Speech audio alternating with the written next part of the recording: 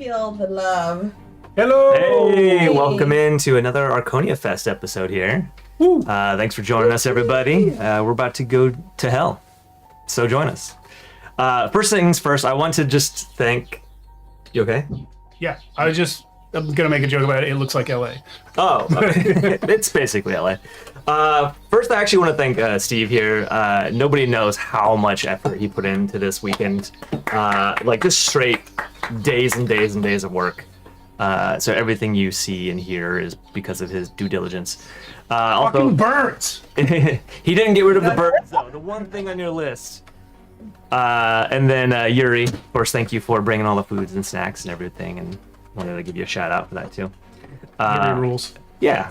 Everybody here does. Yeah. But me especially. Especially Yuri. Anywho, today we're going to do another episode of DCC. Steve did one yesterday. Yesterday. Time is weird. And this one is called the Pantagia Conspiracy, and it's a little introduction to a world that we're creating. In a world. So, we're going to skip character intros for now. I'm going to give them a moment to introduce themselves and their characters a little bit later. We're going to start just going, we're just going to jump right in because there's a lot to cover tonight, and it's going to be fun. So prepare yourselves, sit tight with your favorite drinks or tea or whatever, snacks, and let's do it. Everybody ready? Yeah. I cannot see the stream. My lady should have let me know half an hour ago. There you go. There we go. I just thought you were doing something. No, I hadn't had that on the whole time, had I? I thought you guys could see the cameras this whole time. Do we need to do any of the normal intros things? Welcome to ArchoniaFest. Yeah. This is day 2. We've been doing a lot of stuff. We have 2 more games after this one. Cindy's going to be running. There's like one. Wow. One today, one tomorrow. Okay. Cindy's going to be running Black Powder and Brimstone tonight, which will be great. I keep saying it, but I'm really excited because she is going to be the only person remote for a table full of people here on this end. It's going to be That's great. Everyone you see now, well, Matt, you're not going to be for this one, Yeah. for that one. But me, Yuri, and Alan, plus Edward and Joshua will all be here. And then tomorrow, Max is coming back to run his own game, Beyond the Light. Awesome. And that, let me shout this out. Also tomorrow, a collaboration is being released, a collaborative YouTube video from Wylock's Armory, in which I appear. We shot it a couple weeks ago, but it's coming out tomorrow. Playing Neon Skies, which, if you know Neon Skies, it's a book. It's a cyberpunk game that Bill Buchanan, aka Wylock, wrote. I did a couple of the art pieces in it, and I've run it on he's run it on the channel before. I played it on his channel now, so you'll be able to find it because we did the collaboration thing. It'll be on both of our channels, and in a few weeks he'll actually be coming to Tales from the Backlog, and I'm going to run his own game for him. So that'll be fun. Cool. That sounds great. Yeah. I'm sad I missed it. I like cyberpunk. Anything. Well, it's not out till tomorrow, so you'll see it. Great. I mean, like, missed playing in it. It was invitation. I was actually the only other YouTuber on it. It was all like his friends. Oh, great. Yeah. Excellent. Content warning, adult themes, we're going to hell, so, stuff will happen probably. All right, let's do it. I'm going to paint a picture for a minute, so just sit tight, pay attention if you can, and we'll get going. So, we start on the face of a man, looking up at the sky. He seems to be having some trouble breathing, like he's holding his breath. But we can't see what he's looking at. And as we back up, we start to realize more and more that he's being hung. And there's a crowd sitting by the neck. By the neck. Because there's 2 kinds of hung. Thank you for, clarifying. By the neck, he is being hung in front of a crowd. Why he's here and how we got here is no consequence to us. But as we pull back even further and further, what really does matter for our story is the soul that leaves his body. No one else can see it in this world, but we can. And it's a little glowing figure, humanoid in shape, kind of a essence. And we follow this soul as it transcends the sky and vanishes, appearing in a red aura that goes beyond what we can even possibly see. And we follow the soul as it falls to the ground of this desolate, dark, blue place. There is nothing. It is literally an expanse of endless nothingness, except ground. I mean, there is dirt. There is that red aura above us. There's no sky. There's no moon, no stars, no sun. And we can hear the soul as it screams and pleads and says, I'm not ready to die. I'm not ready to be here. What's going on? Where am I? And before it can really get its bearing and try to figure out what's going on, a net of energy captures the soul and is sucked back towards a impish-looking creature that laughs and turns to his buddy and says, look, I got another one. This is a good one, too. It'll fetch a good price in the market. But that story is also of no consequence to us. That is just things that go on in this world, in the Signati plane. Signati Planum, also known as the Signati plane. And we pull back from this, and we continue to move over this expanse, leaving behind the soul and the imp and the story of what's going on there. And we start speeding up because we have a lot of ground to cover. We finally get to what looks like a crescent ring of mountains, like a ridgeline that's in almost like a half crescent shape. We start passing through the valley of this mountain range, over a village full of clockwork motorcycles riding around and doing all kinds of crazy things. They look like a bunch of different fiends, but we're going too fast to really tell what's going on. Next, we pass an obsidian tower made from a single obsidian crystal. Again, we pass by.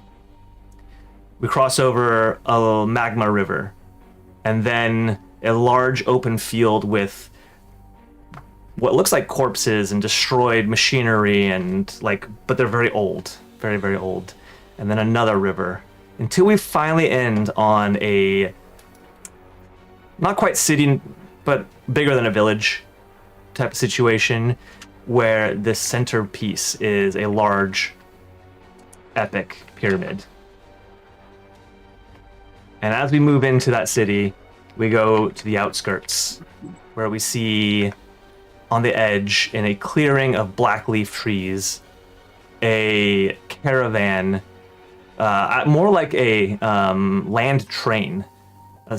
7 or 8 carts being pulled by a single steam locomotive, but on land, not on tracks, as it pulls up next to a couple carriages that seem a little fancy to be out here in the middle of nowhere.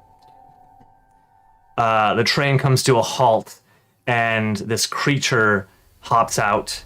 It is gray, naked, stone-looking creature with little wings, and he starts walking across or down the line of carts until he reaches 2 cages. The 2 middle carts are cages full of all kinds of weird fiends and beings. And then he turns towards the carriages and waits until one of them finally opens, and out steps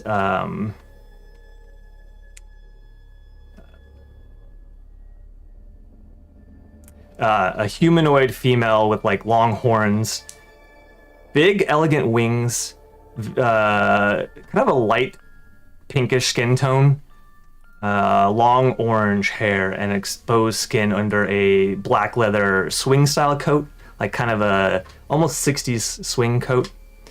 And as she steps forward, she takes a look over the situation and starts heading towards the the carts before she stops, looks back, and says, Damien, darling, don't keep me waiting now. We have to get this deal completed. And Tot, if you wouldn't mind, I know I'm going to start with you right away and just throwing you in the fire here. Give me a description of your character as you exit the cart and come following this character. Of course. You all see exiting this cart a almost demon-like looking entity with bright red eyes, these almost pearlescent looking horns coming off the top of their head. And you also notice this black like cape that is just flowing off the back of their body, almost like in a cloak style fashion.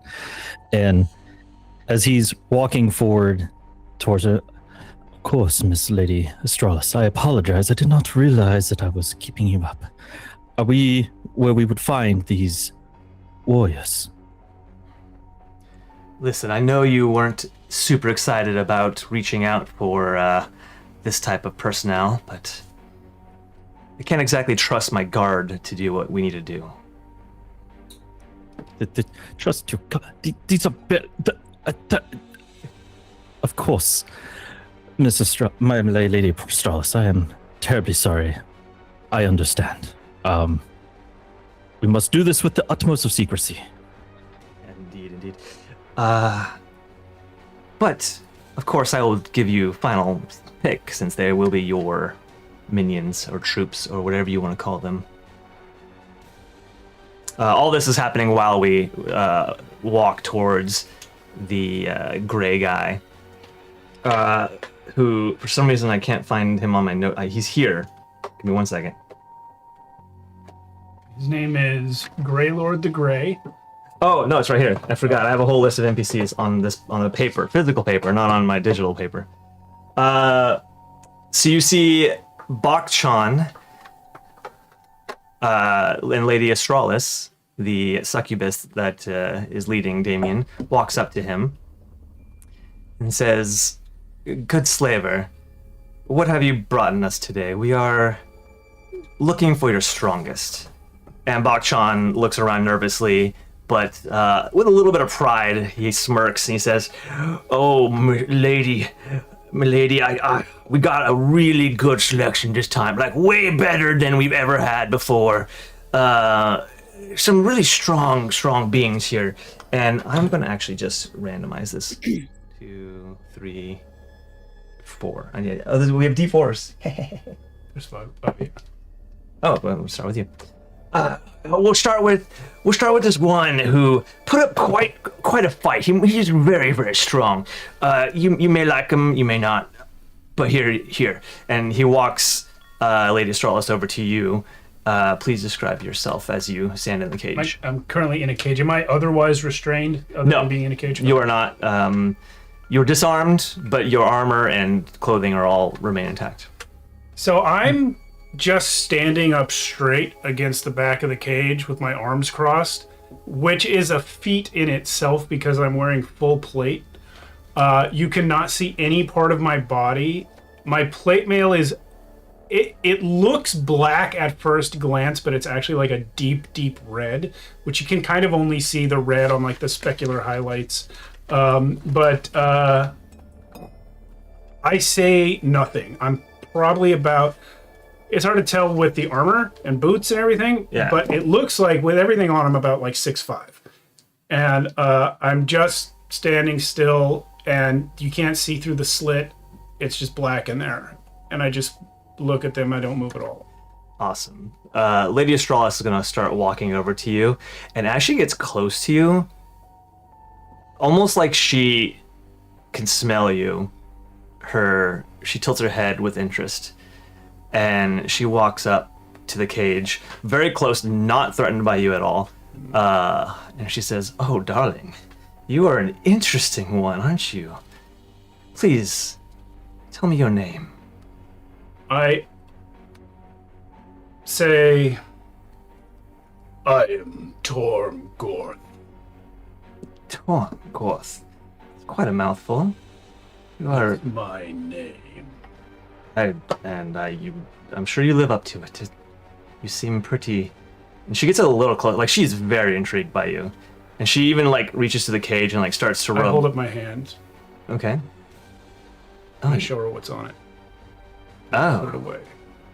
Oh, okay. So, it just made you even more interested. Also, it explains your armor. Okay. Did you know that things like that can be broken? I can break it for you. I am not interested. I feel like you might be. She leans even closer to the cage. If not, then I will really enjoy breaking you myself.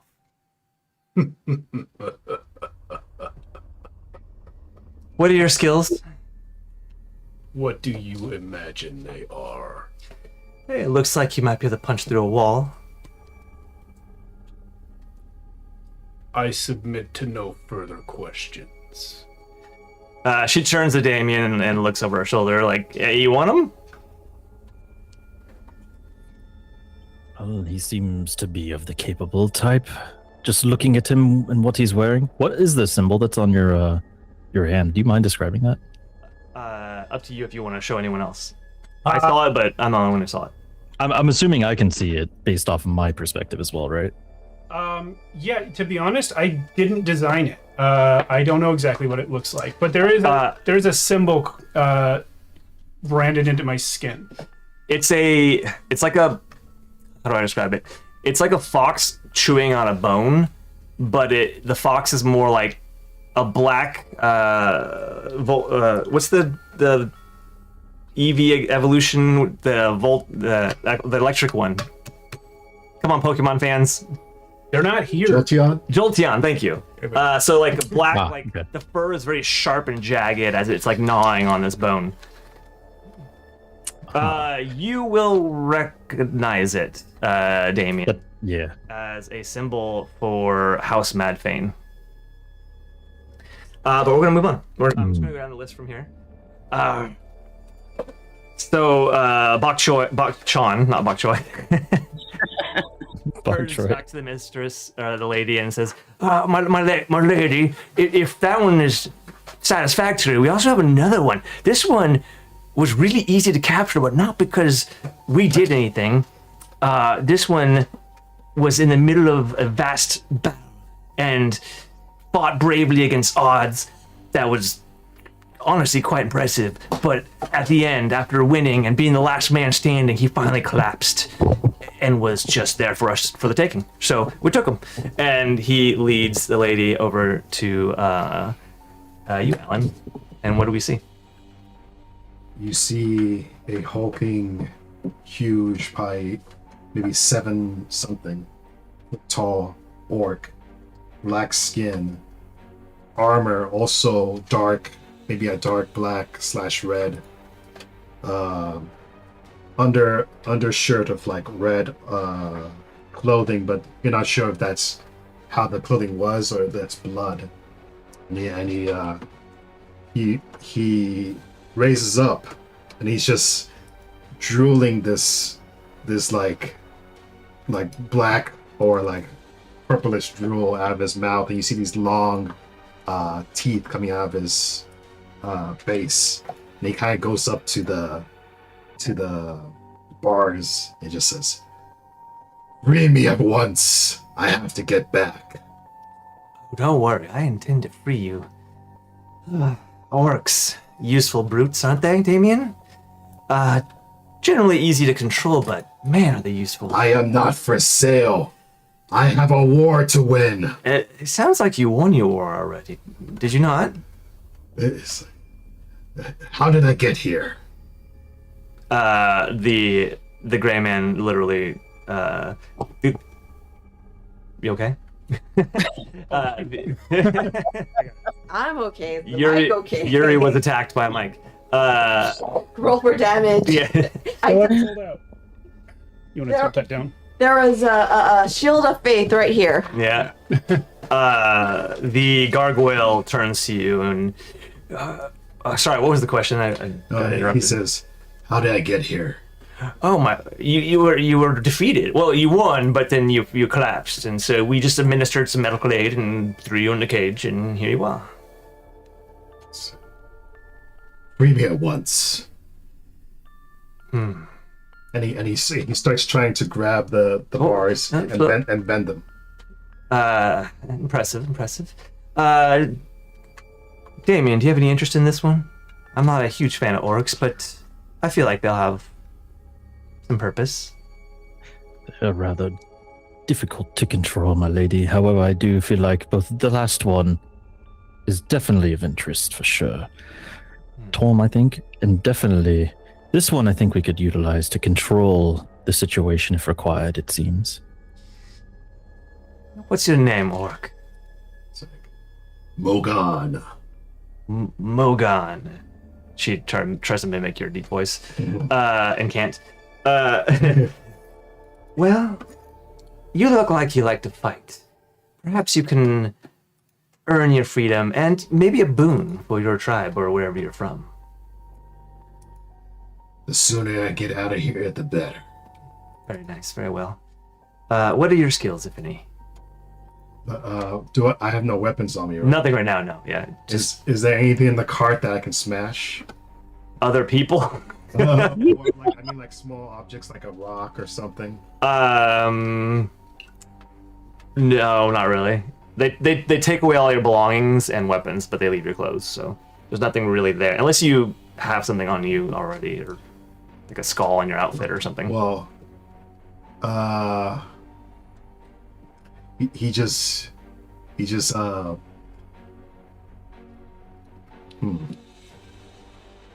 know what? Maybe he does. He has a skull on his shoulder, and he takes it off and he says, "This was a great warrior, and I slayed him in only 2 hits, and I keep it as a friend." As a friend, very nice. Well, we will carry on. Anything else you got there, Bakchon? And the Gray Man takes Lady Astralis to our next person, who is hang on. I'm gonna say something real quick. Oh yes. So this next one is a big dog. Hellhound, you know what they are. We captured her herding a flock.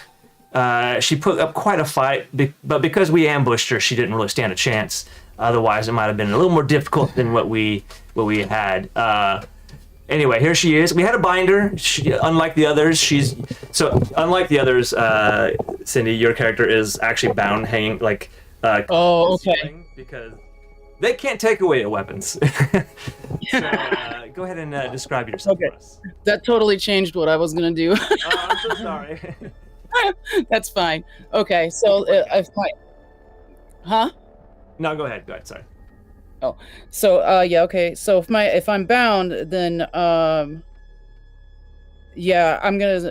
What you see is basically a werewolf or whatever. Lots of black fur. I'm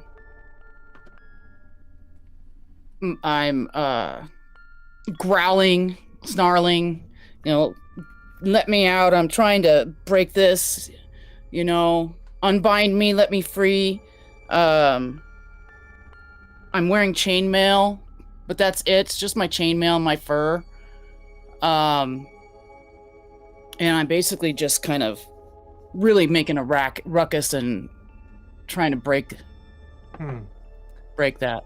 Even after days on the trail, you seem to be full of energy, without food and sustenance, I guess. I assume they feed you well? And I want my mules back! Give me my mules back! Your mules? Interesting. Oh, that must have been your flock, I see. Tell me, dog, I'm not a dog! are you at least housebroken? Oh! I kid. The other way. I'm not exactly usually a fan of hellhounds. They are either very loyal or very disobedient. And you seem like you might be a lot of trouble. Are you going to be trouble? Or would you like a job? Well, if it gets me out of here, if you can promise me you'll let me go. Oh, you will love my offer then. Damien, do you think you can handle her? Oh, we've handled a few with them in the past. I think we'll be okay. Wonderful. What's your name? Slasher. Original. Love it. She kind of like tilts her head and noticing that you didn't say more. I'm gonna do something real quick. It's not drugs, is it? It's drugs. You know what? I don't think she picks up on it. So yeah, Damien, she doesn't know anything. Great. Bakshon, carry on, please.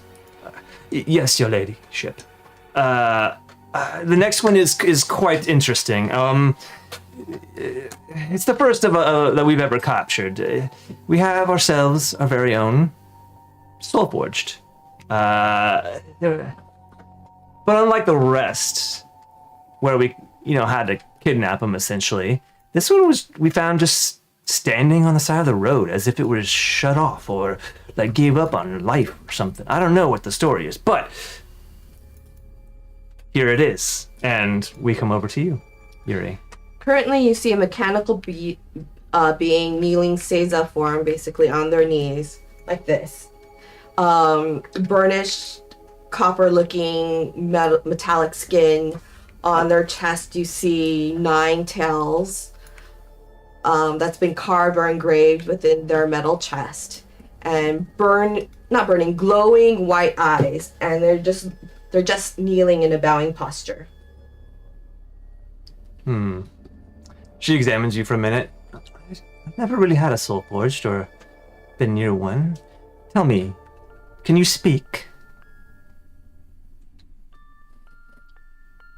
This one can speak. Does this one have a name? This one is designated as Archon 67. Archon 67. Generally, aren't they usually just numbers? What does Archon stand for? Artificial, something respiratory, chaotic humanoid You said this on the netherworld. None of your business is the correct answer. None, yeah. A Soulforged here. Interesting. Could be useful. What is your skills, little one? Big one. This one is about 6 feet tall. Big one. Healing is my main purpose. I should like to know how you got here someday, but we don't have time right now for that. Is that plenty for you, Damien, or shall we keep looking? Oh, no, I definitely think, if this is the best of the best that you have, at least we have the ability, one, to stand our own, and also make sure that none of them die. So that's good. Wonderful. Great. Then pay the man, Damien, and we shall take our leave. Bring them all for dinner, and we'll give them a full rundown of their offer and introduce them to the situation. You guys can pick up that they're not afraid of you. Like they're not afraid of you running. They're not afraid of you attacking. They seem very confident in the offer that they are about to give you, and being in the situation you're in right now, caged, with no real way out at the moment, it does seem like a pretty good offer. What you do with it is up to you guys. But as Lady Astralis walks away, she's gonna look back at you one more time, and just kind of like, Still like this. yeah. She's not gonna say anything. She's actually just gonna smile to herself and then keep walking. Very interested in you. You're definitely a unique, something she really has never seen, and she's very fascinated by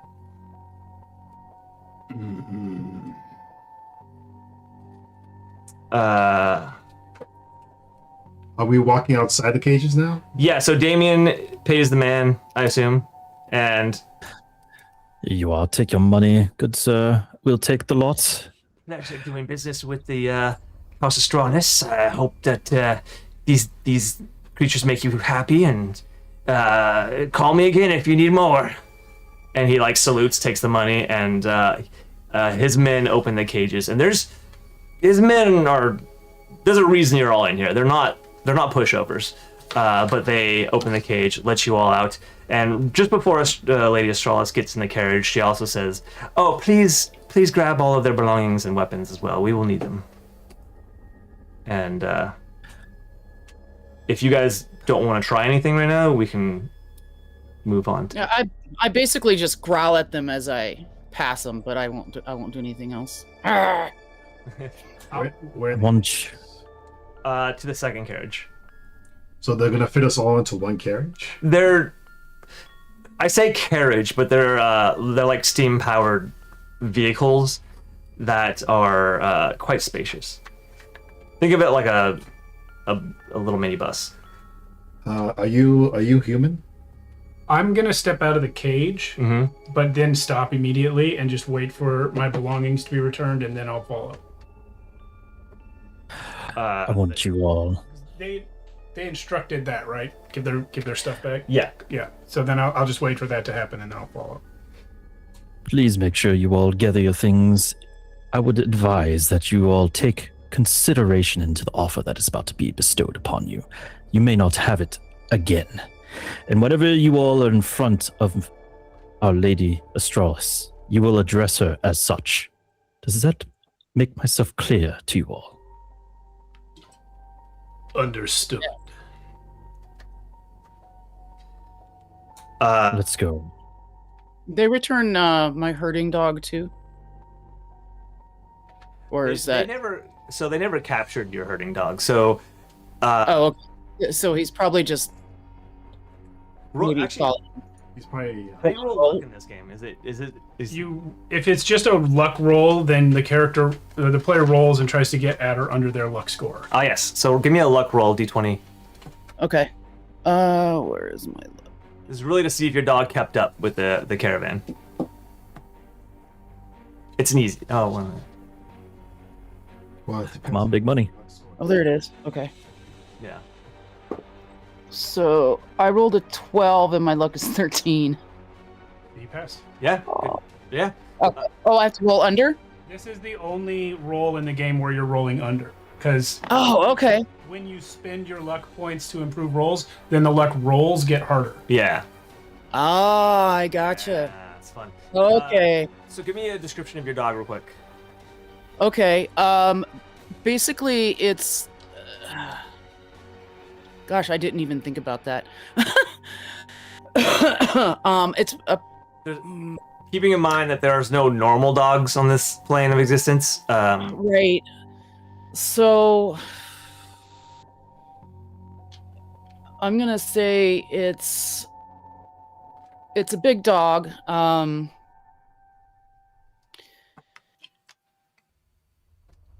If you think of kind of like I'm trying to think of what that dog is called. The Lassie dog. Collie?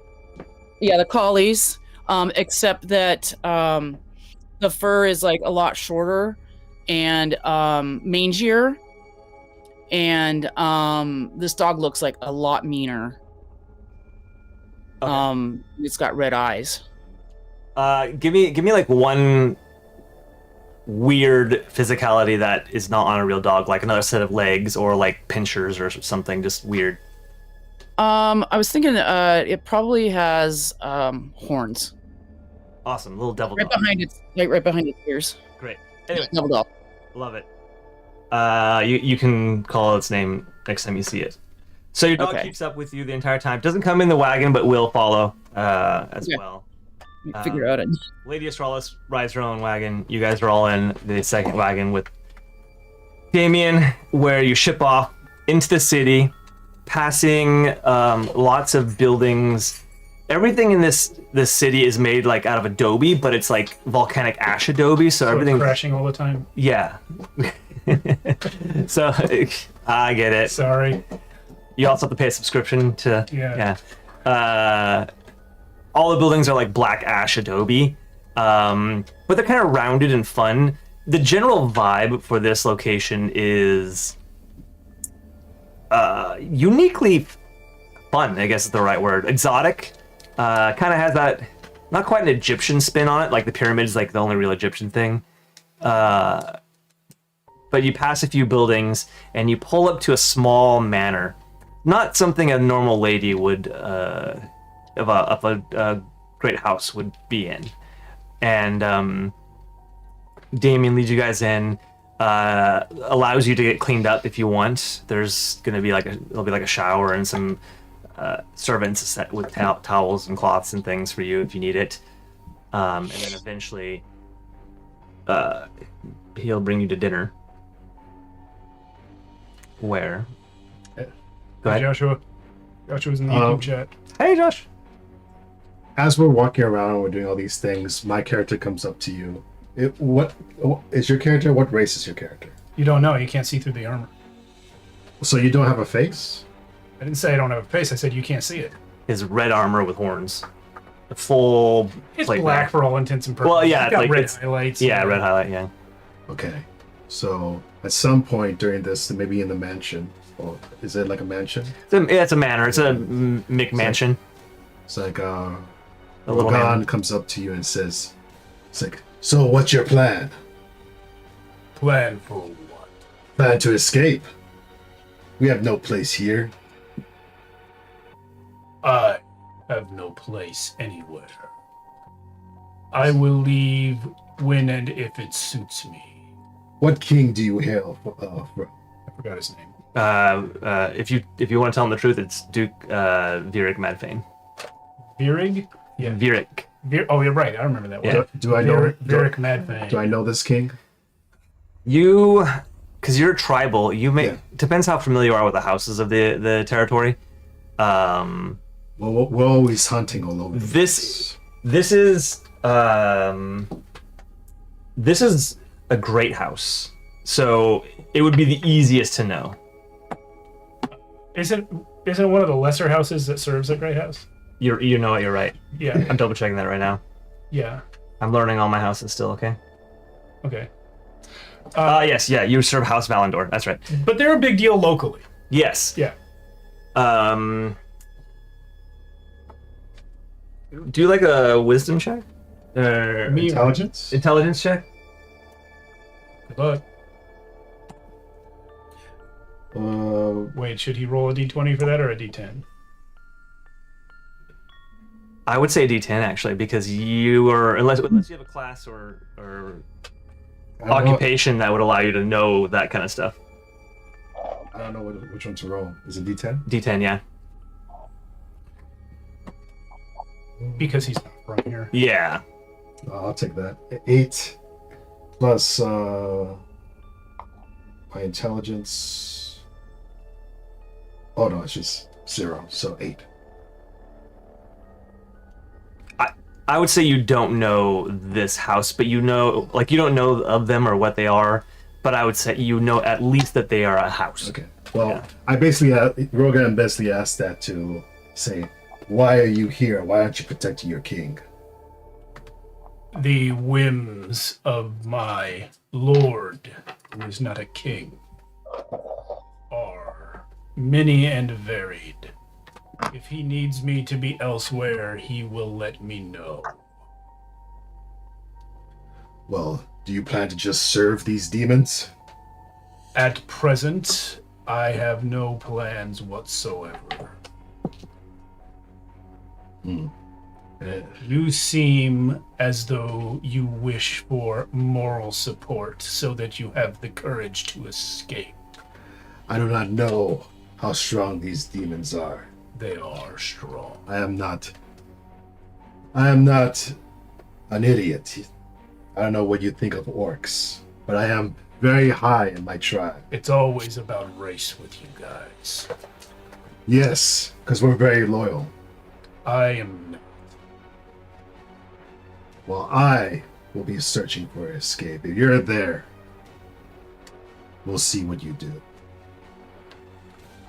General question: are they having this conversation We'll probably in the presence of me? No. We're probably having it in the other room where we're getting dressed or Yeah, taken care of or Ele- something. yeah. Unless you're Damien, unless you're in the showers with them or the bathhouse So- or whatever. So I will say, probably, if you're okay with it, one thing that you all would probably notice in the house that you all are in right now, as you're getting prepped, you would notice a black, almost hybrid bird / bat that is sitting up on the wall, and it's just sitting down looking at you all as you were having these conversations. Interesting. Can I roll to see if there's any unusual thing about this bat? Sure.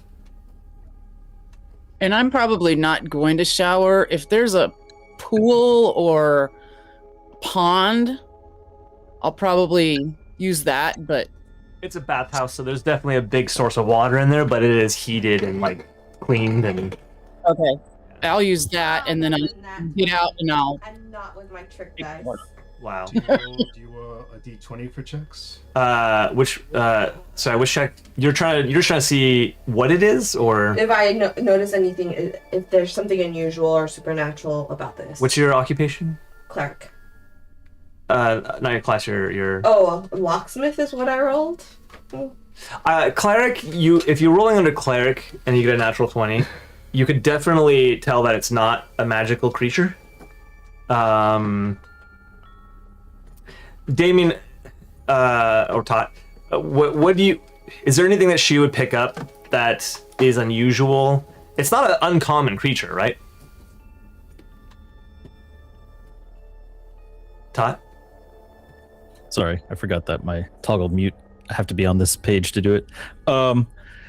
It's not for you as a cleric, you would probably sense some level of magic around it, but it's not necessarily it doesn't seem hostile. I'll just put it that way.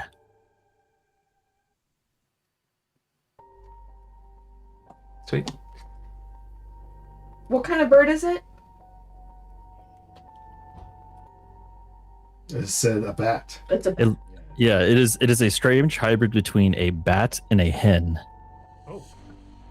The head looks almost like a hen, but the wings are almost that of a bat. The little chicken bat. Kind of, yeah. I love it. Does it smell tasty? Well, we have to go to the table, right? Yeah, once you're cleaned up and your gear is again handed back to you and everything, you are led, I assume by Damien, back to the center of the house and upstairs where there's a large dining hall with relatively large. It's not that big because it's again a small house with a table full of all kinds of different foods. And remember, you guys haven't really eaten in days. So this would be your first time seeing a feast of any value in a long time. And at the end of the table, there's servants, but Lady Astralis is not in the room yet. Do I get the feeling like, because I know, do I get the feeling like we're in a different plane of existence, or does the air smell different? This world is natural for you. Nothing is different.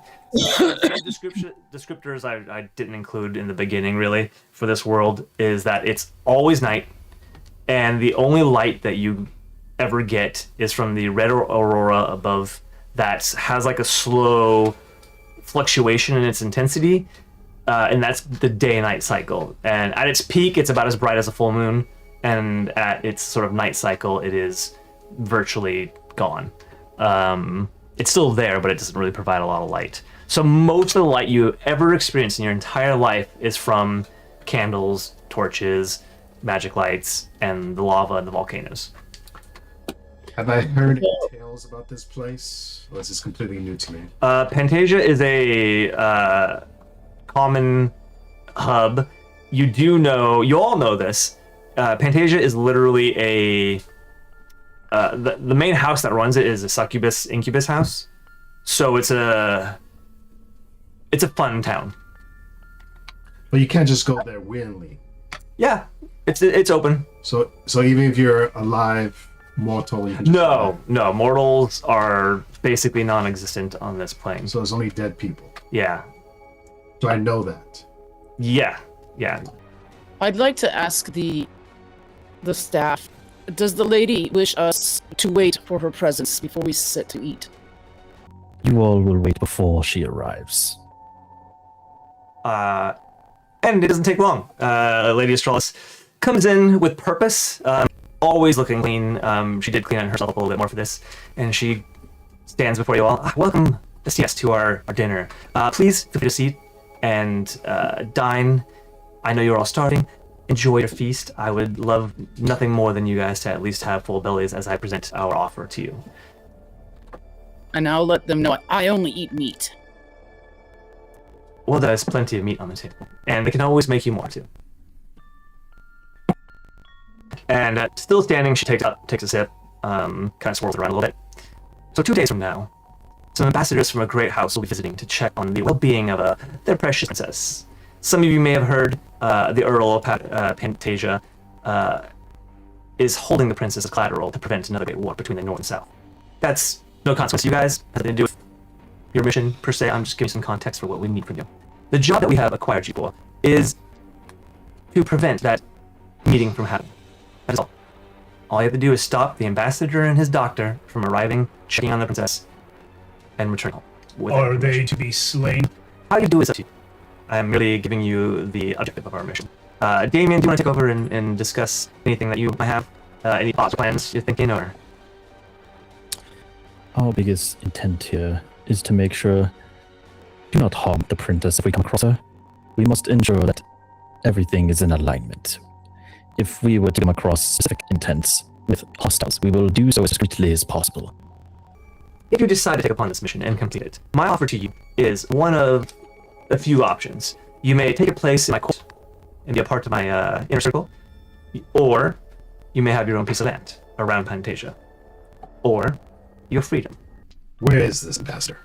Well, that'll be the next step. You will have to go meet with our, not ours, but a spy network that we've paid to gather information.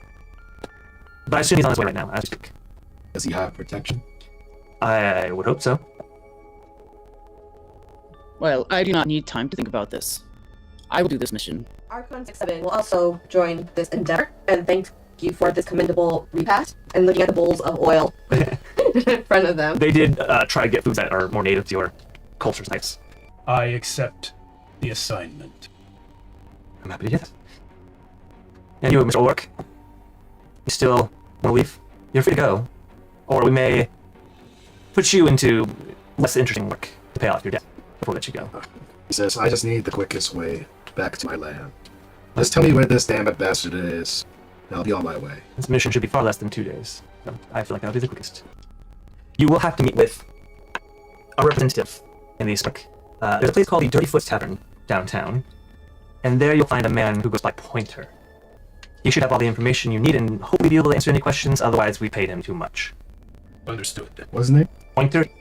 Woo, are we back? Hello. Hello. Alright, hopefully the audio is better now. Thank you all for your patience and sticking around, honestly. Carlos, thank you for the heads up. It is a problem we've come across a few times lately. Yep.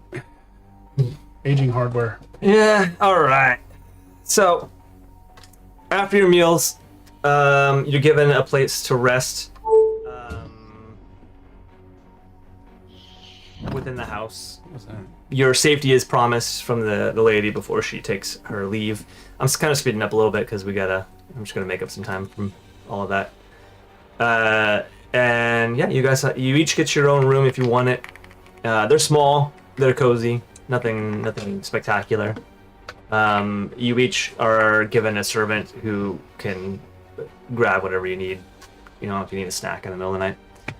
And you rest comfortably for the first time in a while.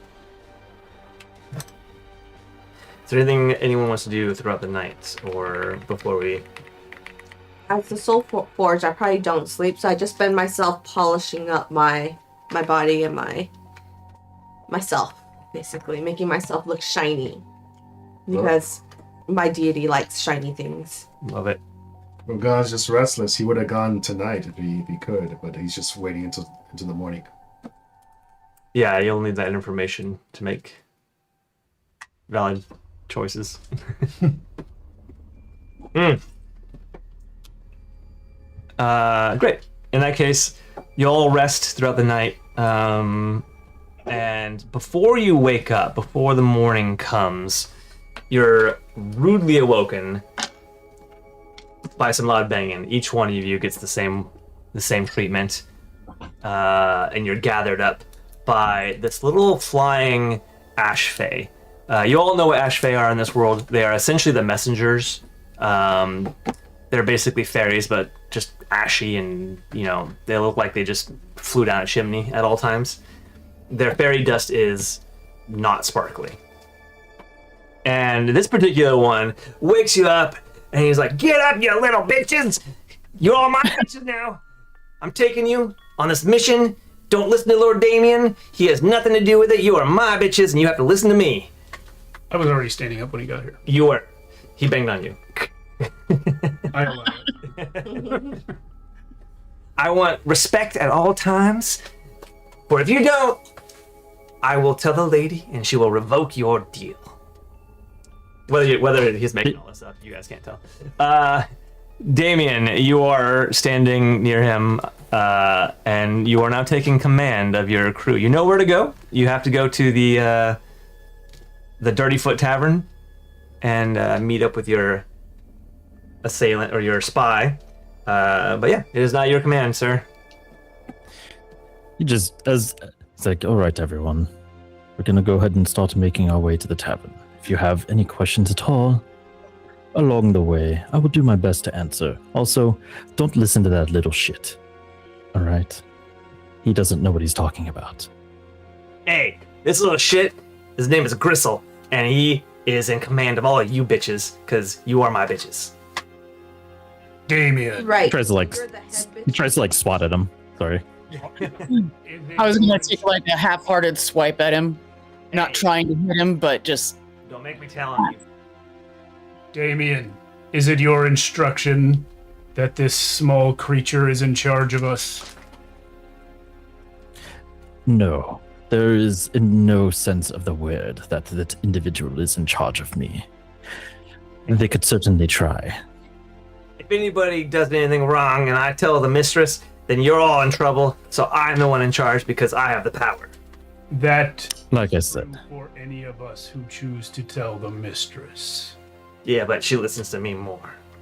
I assure you, she does not. You want to take this outside? He gets right up in your face, but his entire body is not much bigger than your helmet.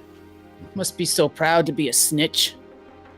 You know what? I got one job, and that's what I do, and I do it well. You are a snitch. I am a messenger. so snitch. Hey, you know what? I got no. Volcano, by any other name, is still a volcano. Lady Astralis has assigned this little Ashfay Gristle to accompany you and sort of keep tabs on the situation. Well, I just rolls his eyes. Let's get to this tavern. All right. Yes. So you guys head out. You have all your belongings. You have a little extra. Damien has been given a little extra cash if you need to purchase anything. Not a whole lot, but just enough for any knickknacks I don't think I need anything. that you might need. I got my gear back. That's good enough. Yeah.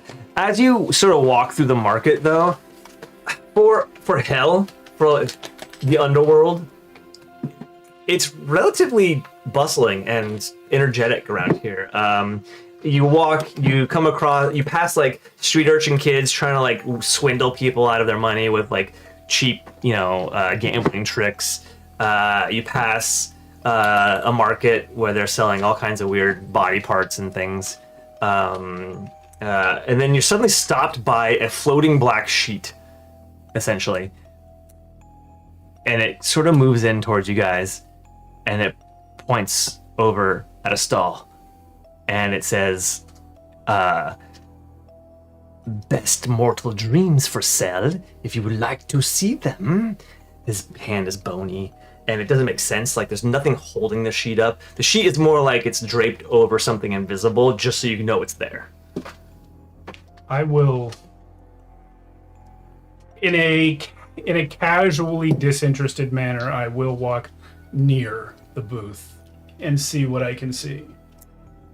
So most of you should all know that there are things in this place called nightmares that are able to astral project out of the realm and record people's dreams. Think of it like the cyberpunk thing where you can like record a memory or record a video, but they record the dreams. And on his little display, which is really cheap wood, like barely held together, there's little glowing orbs with swirling images inside. You can't tell what they are by just looking at them, but if you access them, you can sort of relive someone's dream or nightmare. It's just something that they sell. But Gristle's gonna be like, no, you have time for this shit. Come on. Keep moving. We have a meeting, and it's important. How much? Oh, depends what you like. There's dreams of fancy and fun. There's nightmares of suffering. Here is 1 gold mark. That's pretty good. Do you want happy or sad? Surprise me. He smiles and like he waves a hand, and without touching the orbs, like 3 of them fly up and like spin around and juggle, and then one randomly pops out, and then he catches it, like hovers it over his hand and hands it off to you, taking the coin. I will save it for later. Great. We'll roll for which one you got later. Great. Great, and you guys continue to move on to the market. Is there anything anybody needs to purchase? You should have your general wares and weapons and things, so. I don't need anything. Should be good. Awesome. All right. As you move on, you find yourselves in front of a tavern. Although this tavern feels more like someone took a house and slapped a sign of a Dirty Foot on the front of it and called it Dirty Foot Tavern and is selling alcohol out of a little house. But as you enter, it's quite full. There's a lot of people here drinking, a lot of people, partaking of libations and whatever else they want. As you enter, a drunk Naga slithers past you guys outside the doors. But yeah, you enter this realm and this room, and you see lots of people.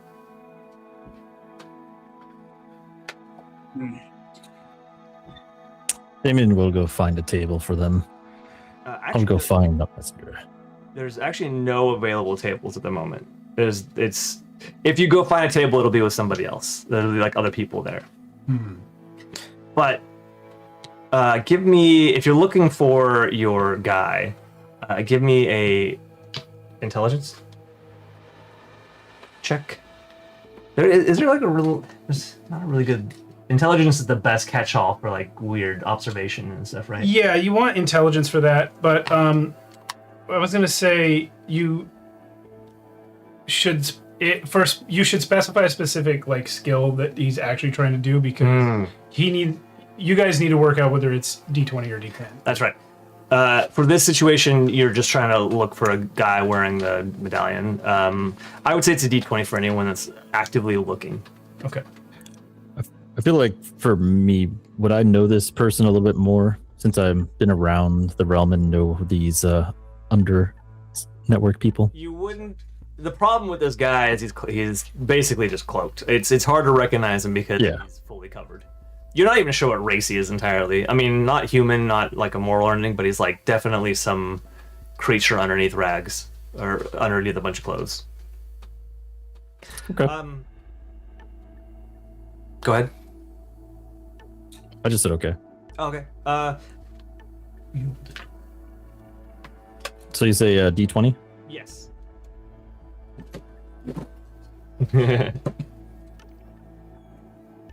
That was a 7. You said 7? Yeah, that's a 7. Oh, I rolled a 7 too. Oh, look at that. Yay! I think nobody notices them right away, so you're free to kind of hang out in the bar for a bit, if you like. I will say, what is our little fairy friend here doing? So weirdly, you're not always aware of where he's at. I mean, not weirdly. You know that Ashfey can basically turn into clouds of smoke and move around. And in a room full of people smoking and, you know, some people just producing smoke off their bodies, it's not really easy to identify what he's doing right now. Okay. He'll just gather around like anybody that decides to stick around while we're waiting for this individual to pop in and just be like, I understand that Our Lady Astralis does not want us to kill the princess necessarily, or at least leave her alive. However, I would highly encourage you all to consider the ramifications of killing a princess of the North. We probably want to at least keep her alive for the time being if we find her in a moment of distress. And then we can figure out what happens to her later. You needn't worry about me. I'm already taking a huge risk. Oh, why would that be? That's my business. Of course. Our mission is simply to prevent her and her escort from arriving to her location, right? Correct? I believe our mission is to prevent whoever she's supposed to be meeting from getting to said location, not necessarily preventing her from getting there. Do we know who she might be meeting with? Oh, of course, yes. Every so often there is a check-in of the princess to see how she's doing from the north. So our entire intent here is to keep her alive and ensure that check-in goes very well. But as things have, you can see, changed, we're actually trying to prevent that from happening this time. So things are not as normal as they would usually be. Yeah, my understanding of the assignment was to prevent an ambassador's daughter from meeting the Doctor. doctor. I misheard that word. Yeah. Yes. That makes a lot more sense. Yeah, so the doctor is for checkup to make sure. It's semi-common knowledge for most of you that after the battle between North and the South a long time ago, one of the houses in the North volunteered one of their daughters to be held sort of as a collateral. Fostering. Yeah, exactly. Hostage. It's a hostage. It's such a hostage. To discourage any future military actions between the two. This house is holding this hostage, and for some reason, Lady Astralis does not want that to continue. Cool. So as you guys are speaking, a cloaked figure does eventually show up and walk to your table, and he turns to you guys, to Damien, and says, "What's the password?" Shalom ding dong. Funny guy. And as far as you can tell, he's smiling, but he's so cloaked and shielded that you can't really see anything. There was no password. He's just fucking up. Yeah. So he did clearly have the triangle pendant, and he kind of comes in and he's like, "So, this is what the mistress sent?" It is the best that we were able to work out at the time. Don't judge them. Excellent. Well, here is your signet, since this will be, my understanding, a false flag operation. And he slides over a pile of Mad Thane signets that the house would generally, members of the house or the soldiers of the house would generally wear on their armor or underneath their clothing to identify them. So, first, before I hand over this information, I want you to know that it was actually a lot of work and there was a lot of issues in getting all of this. So, I'm going to need a little extra in order to spill the beans, so to speak. That's great. Have you worked that out with Lady Astralis so far? No, we can work it out right here, right now. And he smiles again and says, "All I want is a favor." He watches his eyes narrow. What type of favor? Well, not from you, from her. And he points to the Hellhound. I can tell who you are. The moment I saw you, before you even walked into this establishment. When we wrap What do you think you know about me? Listen, all I want this favor. It's something you can promise me right now, actually. I want a meeting with your father.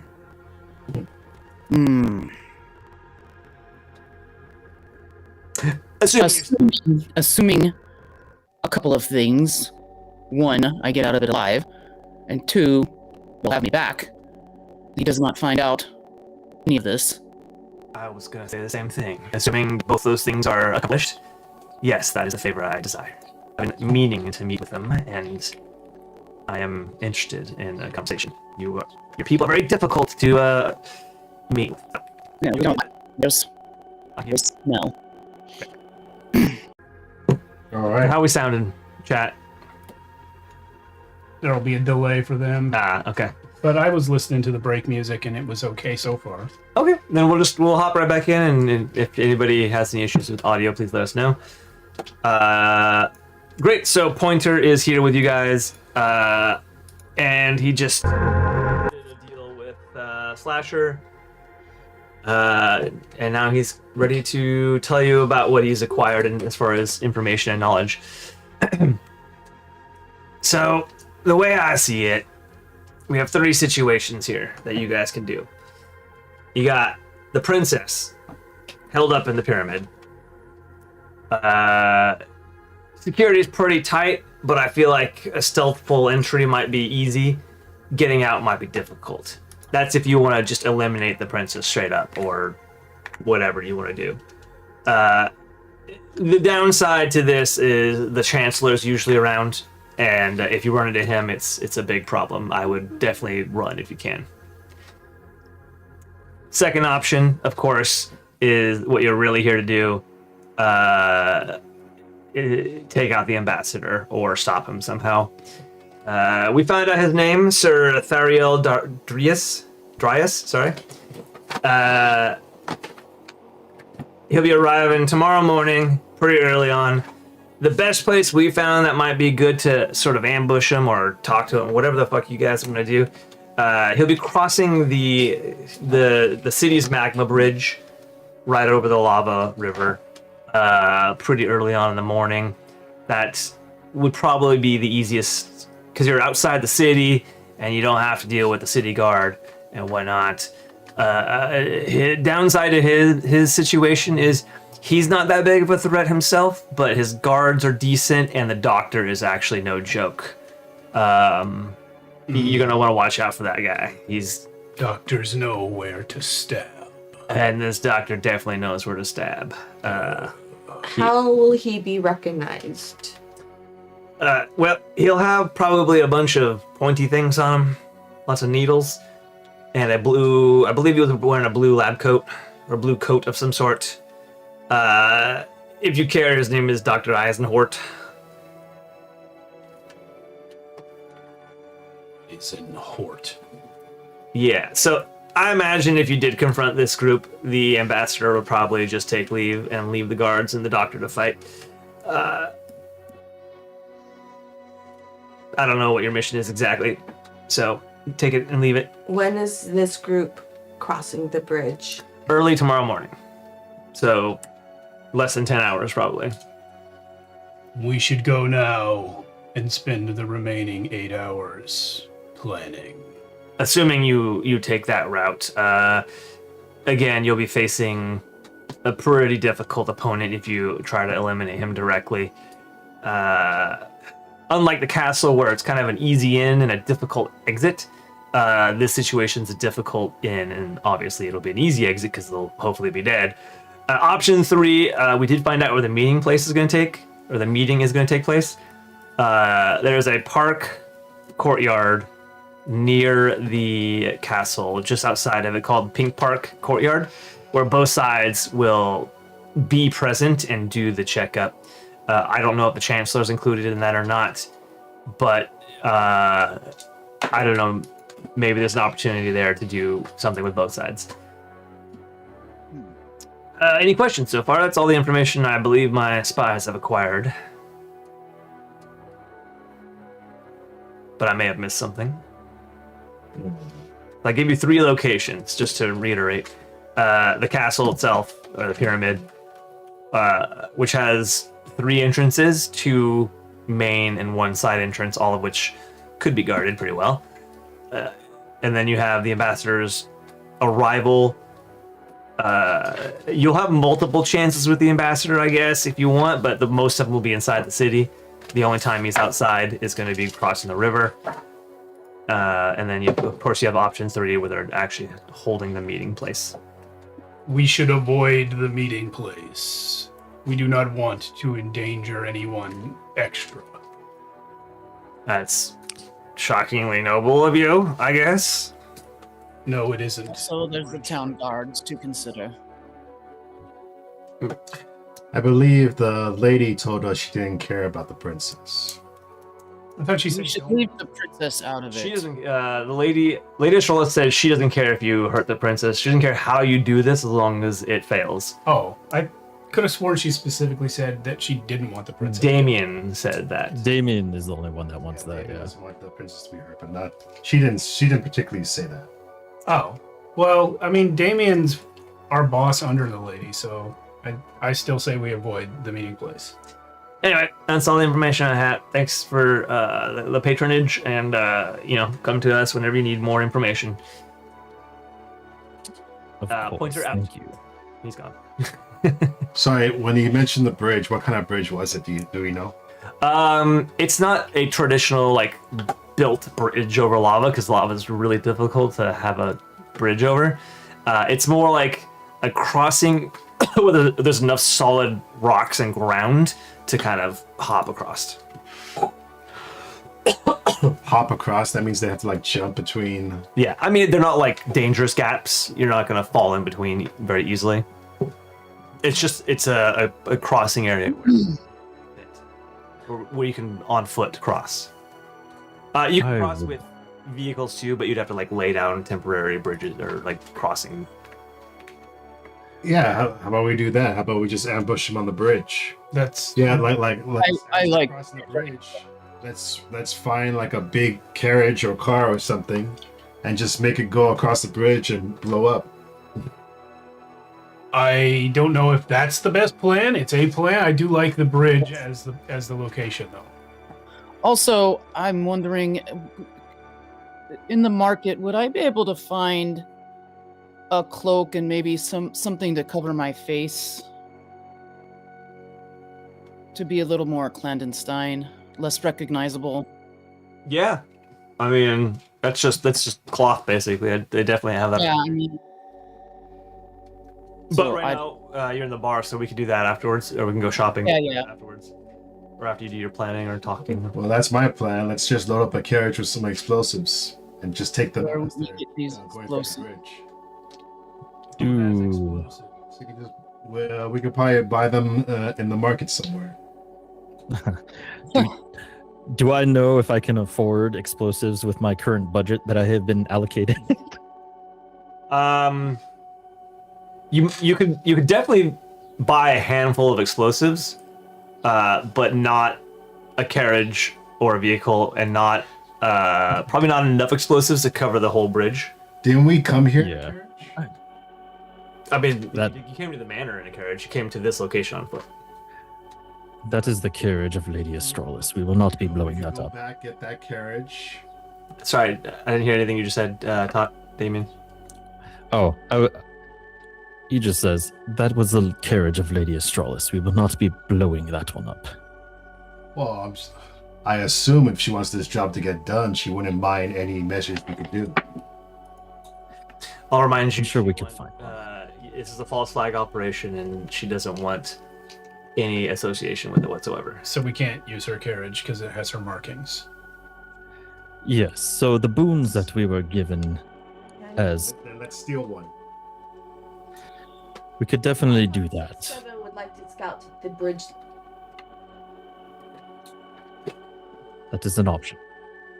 How far away is the bridge?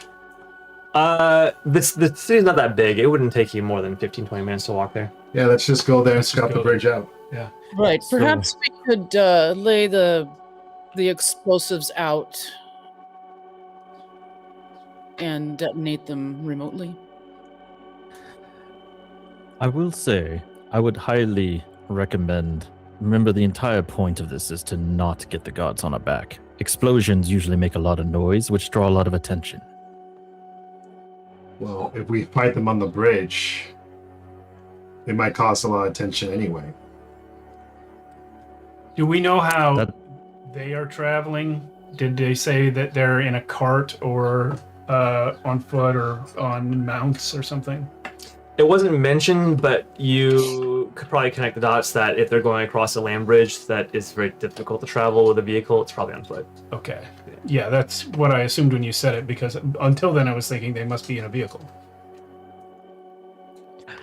Might I also consider? Go ahead.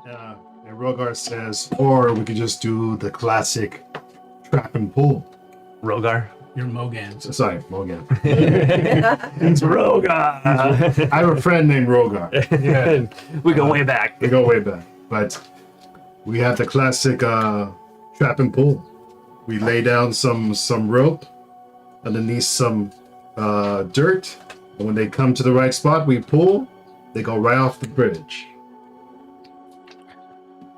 I would also like to add in one possible option, which I think is on the table. If we really want to try to do this in such a way that has the ability to success for a false flag, would be for us to go into the tower itself if we were to go that option.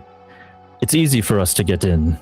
However, the difficulty would be getting out, but we also have signias now, pointing to what was provided by Lady Astralis, that would make it much easier for our enemies to identify us as part of that. Whereas if we were to go and do this bridge, it would make it rather difficult for us to be wearing these and people to spot us from distances. And also, if the guards were to come, if one of us gets caught, it would not be good. Let's just put it that way. That is a good point. Well, why not we just hide near the bridge then? So you're just to make it clear, you're pitching visibility because it's a false flag and you need people to see what's happening, but you also don't want to get caught. He's essentially pitching that visibility in small corridors where they can closely see our thing and have the possibility of getting a way to associate us with this false flag is a better way of success versus just blowing things up, making a lot of ruckus, possibly getting caught easily. And yeah. Well, we could, if you're worried about noise, we could try to do it more quietly. Yeah. Like one of us could hide on one end of the bridge, and the other one could hide on the other, and we can just ambush them from both sides. Pincher maneuver. Yeah. Yeah, I agree. The false flag thing makes sense, but the getting caught thing does not make sense to me. We're much more likely to get caught in narrow corridors than out in the open. Yes. I think we're also much more likely to be less involved with more people, though, in small corridors versus a large open area, which might draw the attention of possibly 30 guards versus 1 or 2 in a corridor. That is fair. However, that is also the reason to use the bridge instead of just the open plain. Yes. How far away from this town is the bridge? Is that going to draw guards? I mean, is it close enough? If you guys do go and indeed scout it, you'll see that it is visible from the town. So you will be spotted. It's just a matter of how long before the town guard gets involved. Because I feel like we're gonna be spotted either. The We might trick be is fighting how less we want to be people spotted. in the castle or whatever it's called.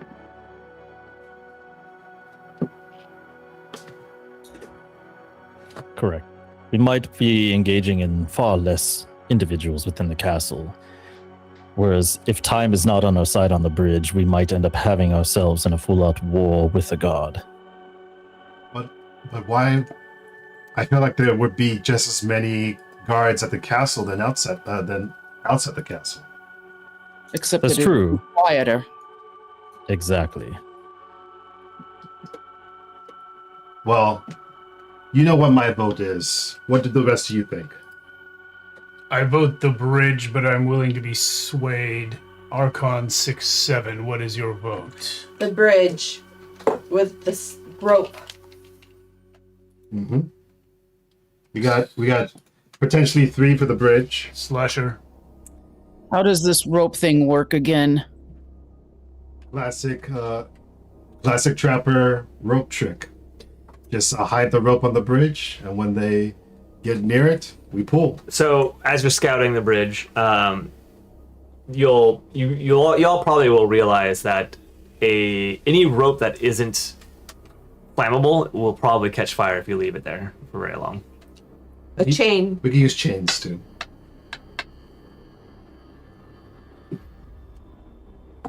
Don't you? Oh, Chains yeah, I'm just letting chains you are know. more metal. Yeah. Yeah, we can use chains. Hell, I could even throw a chain if I need to. We can even do a thing where we hang the chain off the bridge, and as they're coming, we just pull from the other side and take them all down like that. Or I could throw you, and then you could throw the chain while you're in the air. And then we both give the middle finger. That sounds pretty metal. Plummet to your death. Yeah, we have to fall in the lava at the end. But And then like thumbs up as you slowly sink. Yeah. I think that would be pretty easy. Simple might be the trick to this mission. What do you think, Slasher? All right, let's go ahead and try that. All right, let's find the biggest chain we can find. So you guys doing shopping now? Yeah. Shopping episode. Shopping. Slasher, you were looking for a cloak. Yeah. It's not really a luck thing. You don't have to roll to find a cloak. More of give me an intelligence roll to more or less find the quality and price for it. Okay, and I've got to roll under it, or is that a 10? This is just a regular intelligence skill check. Is this a 10? The 10 for me though, because I'm not very bright. Yeah, your job probably wouldn't help very much. Nah. Where's my D10? There we go. And I do want to see if it's possible to buy explosives. Yeah, that one you're gonna need a roll luck for. Okay. So I rolled a 2 and I get a -2, so 0. Okay. That sucks. You find a cloak, but they talk you. They're like 10 gold or 10 soul marks. Oh wow. Okay. I succeeded my luck. I got an 8.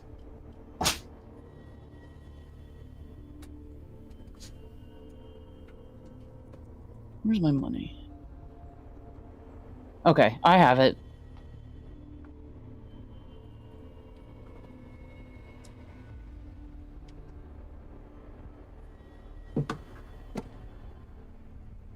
You have that money? Yeah. Sorry. All right. Yeah. So you spend 10 gold or 10 marks on essentially a fancy piece of cloth. You succeed on your luck throw. You are able to find yourself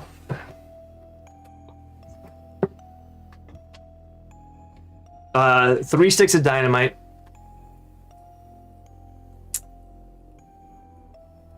And the dealer, like casually asking you about like what you could use it for and whatnot.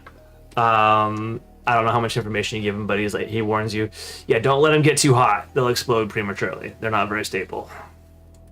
I say, I've handled explosives before. And well, you have all your fingers, so you must know what you're doing. Good luck. All right. I take the sticks. I step further away. And also I look for a long chain. Okay.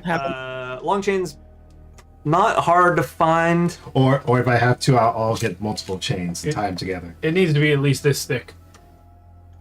This thick is better. Cool. So first of all, the dynamite is going to be a gold for all of them, and Yeah, I got that.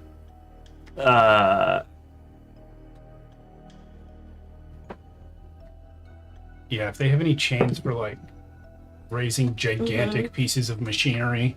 in the time that you have, because it's literally going to have happen in 9 hours now. You're able to find 3 50-foot chains, and those are just like 2 silver each. Okay. Cool. I spend time tying these chains together, and I say let's head to the bridge. Let us go. I'm gonna ask Mogan, how are you going to keep the dynamite from exploding near that lava? We're not. No, we're not. Yeah, prematurely. The purpose of the dynamite is to explode. Yes. While it's on your person. No. I'm gonna keep it to the side of the bridge. Okay. As we're doing this first part. We will have the Ash Fae carry it out when it is time. Exactly. I like that idea. They could drop it from high above. Or not. Awesome. So yeah, we get there. About how long is this bridge? It's decently long. It's one of the more narrow parts of the river, but it's still a good 90 feet or so, 120. And what is this bridge? You said it's made out of stone? It's basically just stone sections of the lava that have hardened into stone rocks that you can kind of hop between. It's like crossing a river and you're using the rocks there to like hop across, you know? And you said the lava's pretty close that we feel the heat? Oh yeah. Okay. Yeah. And geographically, this location is not very far from the lava source. So it's like fresh hot lava. Fresh lava. Fresh lava. The better to burn. All right. Well, I go to one side with the chain, and I'm going to demonstrate how this is going to happen. I'll go to the other And side. go to the other side, Enter into the chain. and we basically find like a place to hide between some rocks or something. Mm-hmm. And I'm just going to demonstrate as they're walking by. We're both going to just pull and trip them. and trip them. We don't need this yet, but And if there you go. And Now you if see what's somebody happening. manages not to get tripped, that will at least shorten the numbers. We want like more like I can help pull as well. So just a general Yeah, like 2 question. wide. Go ahead, Todd. How busy is this bridge that we are setting this trap up on? It's busy. I mean, it's not like a constant flow of people, but there might, I guess the time you're there scouting, which, maybe 15, 20, 30 minutes, there's probably at least one group of people that pass it. So during the day, it's probably about a group of people in an hour to half an hour. Damien will just sit there on one side as they're kind of getting this stuff set up, and then also have his henbat sitting on the other side trying to look for suspicious individuals that are watching all of this go on. Nice. Gristle is like next to you, and he appears, and he says, make sure their bodies don't get all dissolved in the lava and shit. We gotta, make sure that they get seen. This has to be a clear attack by the Madfane army. Oh, I completely understand. This is going to be a very unique experience, I think. Great. I will not be on this side. He points, because right now he's sitting on the side closest to the city. He's like, I will be on the other side during the ambush for reasons. The far side.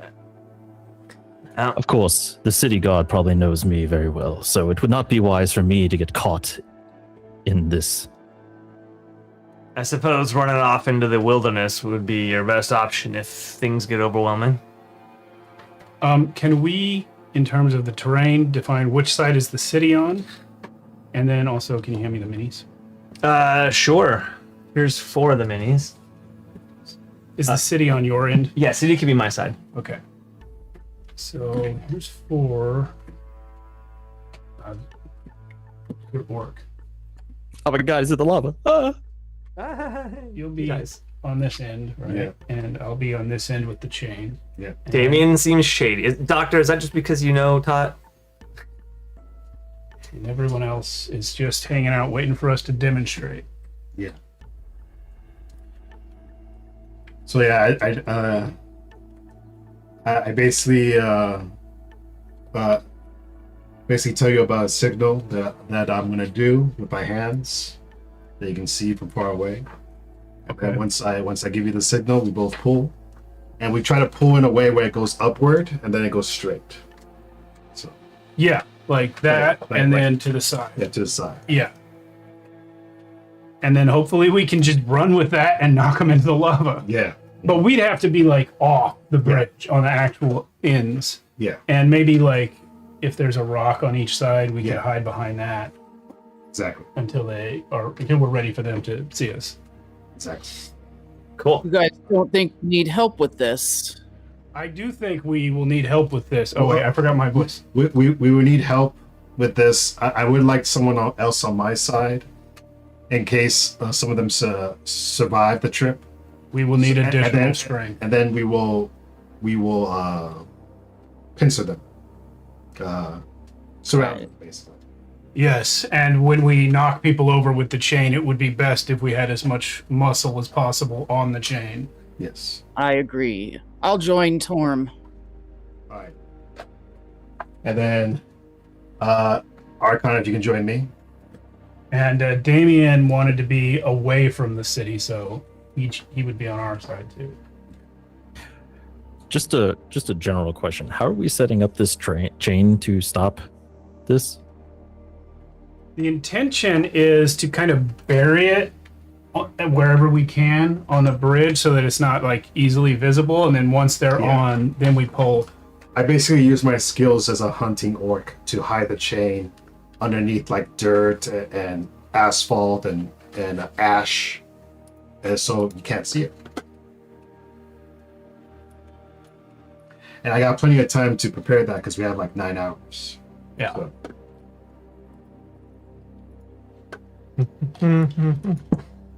Great. So now that you guys have a plan and you have a few more hours to kill, what you guys doing? Hanging out? just hanging out. I mean, unless there's also like a big rock nearby that I can potentially use to block the bridge from this side in case they try to get through. Yeah, I mean, you could pile rocks up. It wouldn't be easy to move a large rock into position, like a big enough rock to block, Yeah. but you could try piling stuff up, though they will see Okay. them when they're approaching, and that might Yeah. make them change direction. Yeah. We'll just stake out. Yeah. We'll just stake out until they get here. Stake out. Yeah, I mean, if we'd be better off having some big rocks that we could move into place or just throw at them. I don't know. I don't think the rock thing is viable. Yeah. Yeah. We'll wait. I think this is good enough. And if there's any stragglers, we'll just pincer attack. Yeah, throughout the time you guys are waiting, there are random people that are also across the bridge. Yeah. We make sure to hide from them. Yeah. Awesome. Cool. Anything else you guys want to do before they show up? Yeah, that's good. And you're gonna wait till they're all basically on the bridge, right? Yeah. Wait till they're at the middle of the bridge. Can I cast Second Sight to put us in the most optimal location What does second sight do? Using sortilege, Haro Spicy, or some other method appropriate to the cleric, they augur the future. In doing so, the cleric gains insight about the consequences their actions will bring. Roll it if you want. How far does it go? Or it just answers the question, really. Yeah. Okay, yeah. Roll it and read me what you get. Well, if I pass, there's like several different options. Whatever option you get. 5? Shoot, that's an 8. I fail. Oh no. Oh no. Your first cast for the day. My first cast. Yeah, sorry. Did you? I don't think She just failed. that one didn't say lose. You didn't lose it, did you? Oh no, we No. learned this the other day. You get incur deity disapproval Yeah. if you roll a 1. A 1, yeah. But every time you fail, that range gets 1 bigger. So next time, if you roll a 1, A 1 or 2, then I get. That's dope. yeah. Okay. Ooh, wow. You might not get that high today. Can she try again later? Yeah. Yeah, I could try again. So maybe in like an hour you try again. Yeah, I guess to get the most, where we could surprise our quarry is my thing. I want to gain surprise for our group. So you're trying to see. I don't understand how seeing the future will help that, because you know where they're coming from. You know where they're going. What information are you trying to achieve? Maybe she's just confirming. Confirming, I guess. Like when to pull the chain. Yeah, maybe like number of guards, like what kind of animals are pulling whatever carriage is happening, and the best place where we could spring a surprise, so we get surprise round. Okay, let's. I'll give you one more chance before we get there. Do you want to try in here? Sure. You want to not use your cursed dice tower? Do you not like the tower you got me? No, on? no, no. I just. That is an 8 8. plus 5 is a 13. I think that succeeds, right? That Should. does That's a succeed. minimum success, but I don't Yeah. succeed. Barely succeed. You need it like an 11, right? So what does it manifest as, though? Too. I think there's a manifest roll as Oh well. yes, there is a manifest roll. So in DCC, you roll a manifestation the first time you roll a spell, and that's supposed to be what you stick with forever. We decided to just every time you roll a spell, you roll a manifestation as well. So it's like, Because too many of them are cool, and we don't want to never get them. I hated not seeing all of them. You need a Three. D4. You rolled a D3. Oh no, my manifestation is a D3. Oh, sweet. So you see my eyes just close shut as I trying to view and contemplate the best outcome. And with the 12, for one round, I glimpse the future. In doing so, I gain great insight into the most effective manner to complete any action. The cleric receives a +4 bonus to a single roll of their choosing on their next round, whether it's an attack roll, damage roll, skill check, spell check, or something else. Okay, so it's I see. So it's more like a buff for your next turn. Well, at least for the number level that you I got. rolled. Cool. So is there anything you want to accomplish in the next minute or so? If we're nearing, depending, I want to place myself in the best location for a surprise round. Or I want to place our best warrior in the best location. So you know, I guess in this vision that you have, you see them coming, you see where they're going. You can't tell the success rate of the chain per se, because it's not directly tied to your decisions. But your healing is touch, right? My healing is touch. You do see that you're probably going to be, you want to be on the side where, sorry, how do I say this? You want to be on the city side, because that's where people are most likely going to need the most healing. Okay. So No. I'll do that. Also, we ended up with all 3 warriors, who I assume are the strongest, on one side. Oh no, wait. Damien's not a warrior. Oh, you're on this side. Yeah. Okay. Yeah. What is your strength, Archon? Archon strength is +1. I'm also +1.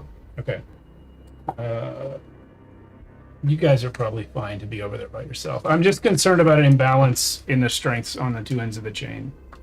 No, But because I passed, maybe I get a +4 to my strength roll. The balance is a lie. You know, I would let you do that. That's, Hell yeah. Yeah. all right. I need it. Cool. So, anything else before they show up? I think that's good. All right. In that case, I assume you're gonna wait till they're all out on the bridge. Yep. Okay.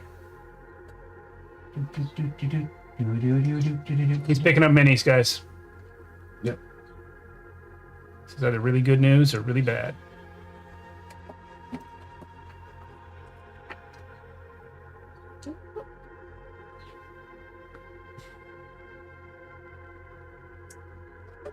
You know what we need? You know what we need? All right. So, what you guys see arriving on the bridge? The minis are kind of representing them a little bit, to the best of my ability. But we have 3 guards up front, 2 wielding swords, all 3 armored. The front guy is wielding a crazy-looking mace. Looks a bit meaner than the rest. Kind of has a Minotaur vibe to him, but you can't really tell exactly what he is. Yeah, Minotaur. That's the right one. That's awesome. Nice. Straight up chain. You have their armor. Here's a good question. Let's see, who can tell this? Slasher and Damien would already know this answer. Slasher, you can roll, if you can give me intelligence to recognize what house this is from. Okay. Would that be a D10 for me or a D20? D10 in this case. Okay. I rolled a 10, but that's -2, so 8.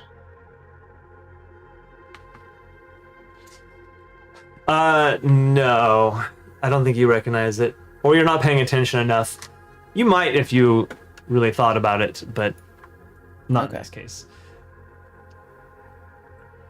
So, that's the front guards. In the middle, you have a demon guy dressed in pretty decently nice blue coat, blue clothing. Next to him is the doctor. You guys easily identify as the doctor because he's got like a weird contraption on his back with like a bunch of needles and tubes coming out of it, almost like syringes that he can like stick in people. And then behind him are 2 more guards pulling up the rear as they hop along this little bridge. All right. As soon as they get where we decided, Right about there, yeah. right about there, Yeah. I gave the signal behind the rock to Torm, and we all pull. And yeah, we pull it this way, Yeah, this way. and they all die. We win. All right, give me those who are pulling. Give me strength checks, and let me make sure I know which side you're pulling from. Okay, so yeah.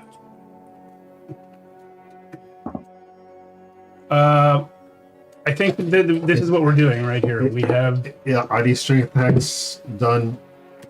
Since I'm an orc, am I doing this with a D20 or D20 for this, yeah. Can I argue a mechanic that doesn't exist in any game I've ever encountered, but is what makes sense a lot of the time? Sure. If people are literally pooling their strength together, you should just add the results together.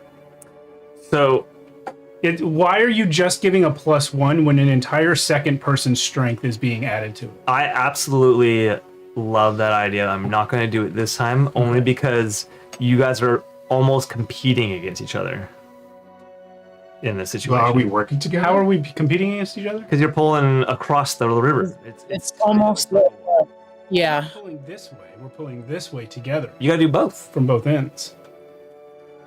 Yeah, like we're pulling from both ends to.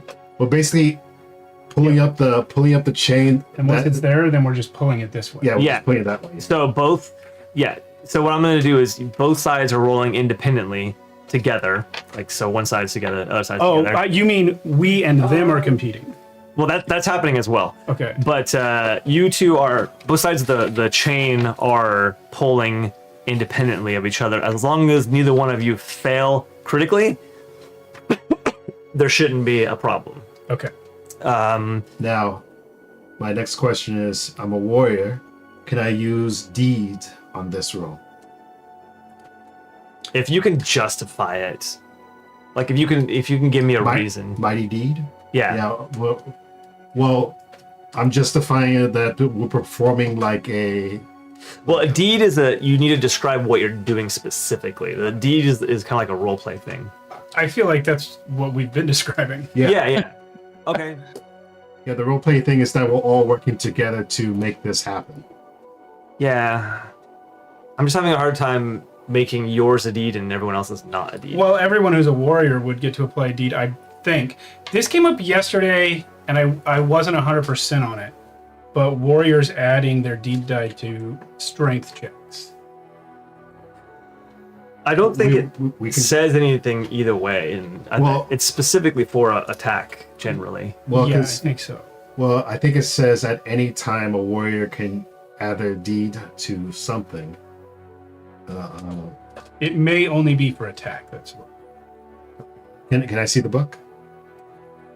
I think for this, just to be swift and clear, I'm gonna take the highest roll from both sides, Okay. from each side, independently, and you can add +2 to it as well.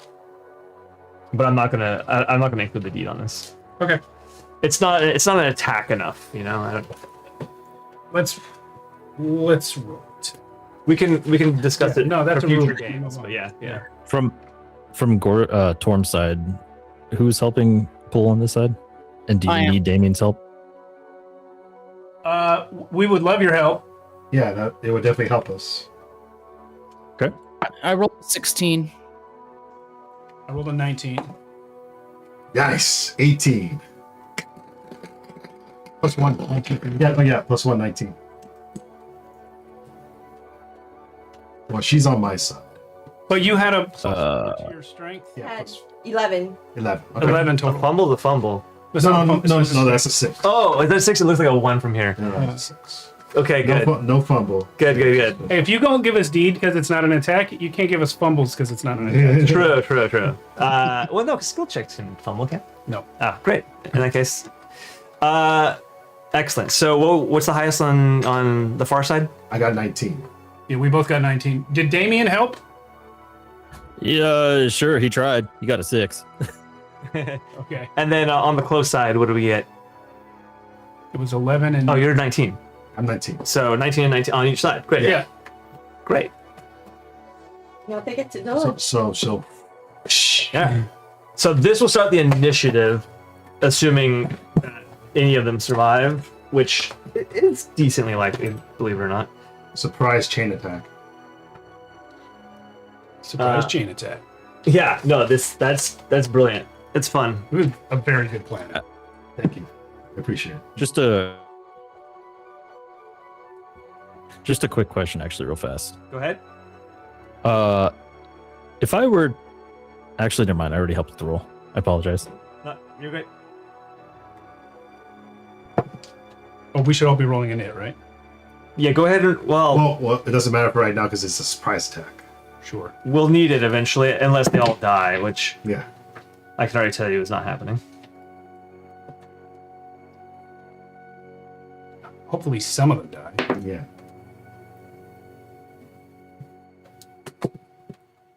Are they doing agility saves? Or reflex saves? It's a mix. One of them is attacking the chain. Attacking the chain. Yeah. He must have scored real good since it was a surprise round. Maybe he can't be surprised. Yeah, you know what? You're right. He's not gonna attack. He's just gonna evade. Let's see. How many did I get? Sorry, I'm talking and rolling. 1, 2, 3. Ooh. You know what? Fuck it. Natural 20. One of them does cut the chain. Uh-oh. Oh, wow. This guy's super strong. He could cut another chain. Dude, I just rolled 2 19s as well in a row. There's a 20 and 2 19s. But it's not all lost. I think I rolled everybody. Okay. Yeah.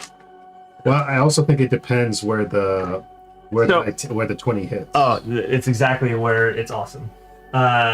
So Is this ambassador and doctor? no, doctor's the one with the guns. Gotcha. For the sake of what just happened, I'm gonna put the doctor on the inside. So you guys pull the chain, it goes clean. You feel it making contact. This first guy jumps over the chain, so he's safe. These two guys also jump over the chain in time, so they're safe. Okay. The doctor, in a god tier fucking reaction, and I'm dead serious, he's a scary guy, is able to like quickly pull out his mace and chop the chain, causing it to whip in both directions and just fucking decapitate these two dudes into the lava. Wow. We got two, guys. We got two. He thinks this is no ordinary doctor. We were told that. Yeah, so let's go ahead and do some initiative and some combat music. Initiative is D20. Two Yeah, arms! D20 plus agility. The ambassador says. And you might have, as a warrior, you actually have extra. Yeah. So I got 21 for initiative. So has a 16. 23. I rolled a 4. You want the whiteboard? Oh yeah, I'm gonna need that. And let's just want to do circles for now. If we want to start on the highest, I know it's not this game's rule. I'll do the board. Fuck it. Yeah, I feel like it invalidates builds. Yeah, no, you're right. I think we should do it. It's gonna take me a second here. Yeah. Okay. Let me write down what we got here.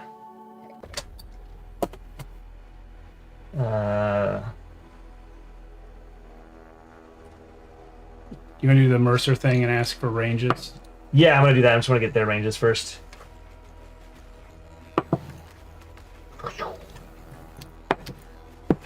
Dude, I just wasted all my good rolls. I'm telling you. This is the dice that you bought me. Or that the DCC dice. Okay, let's start with above 20. I got 21. Rogan, 23. Morgan. And then Mogan. Splasher. I keep wanting to say Rogan because I love Matt's character. Rogar. Hey, yeah. No, I get it. Anyone 15 to 20? I got a 19. The fuck was your Tot also has a 16. Could be Rogar's father or mother. 16. No. We're really close friends. Dimensions apart. Yeah. Sorry, what? So 16 for Damien. Damien.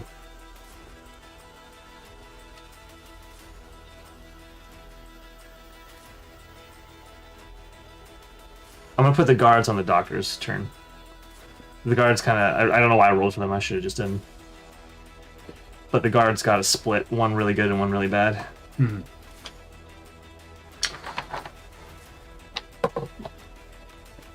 Oh, I did write his name before.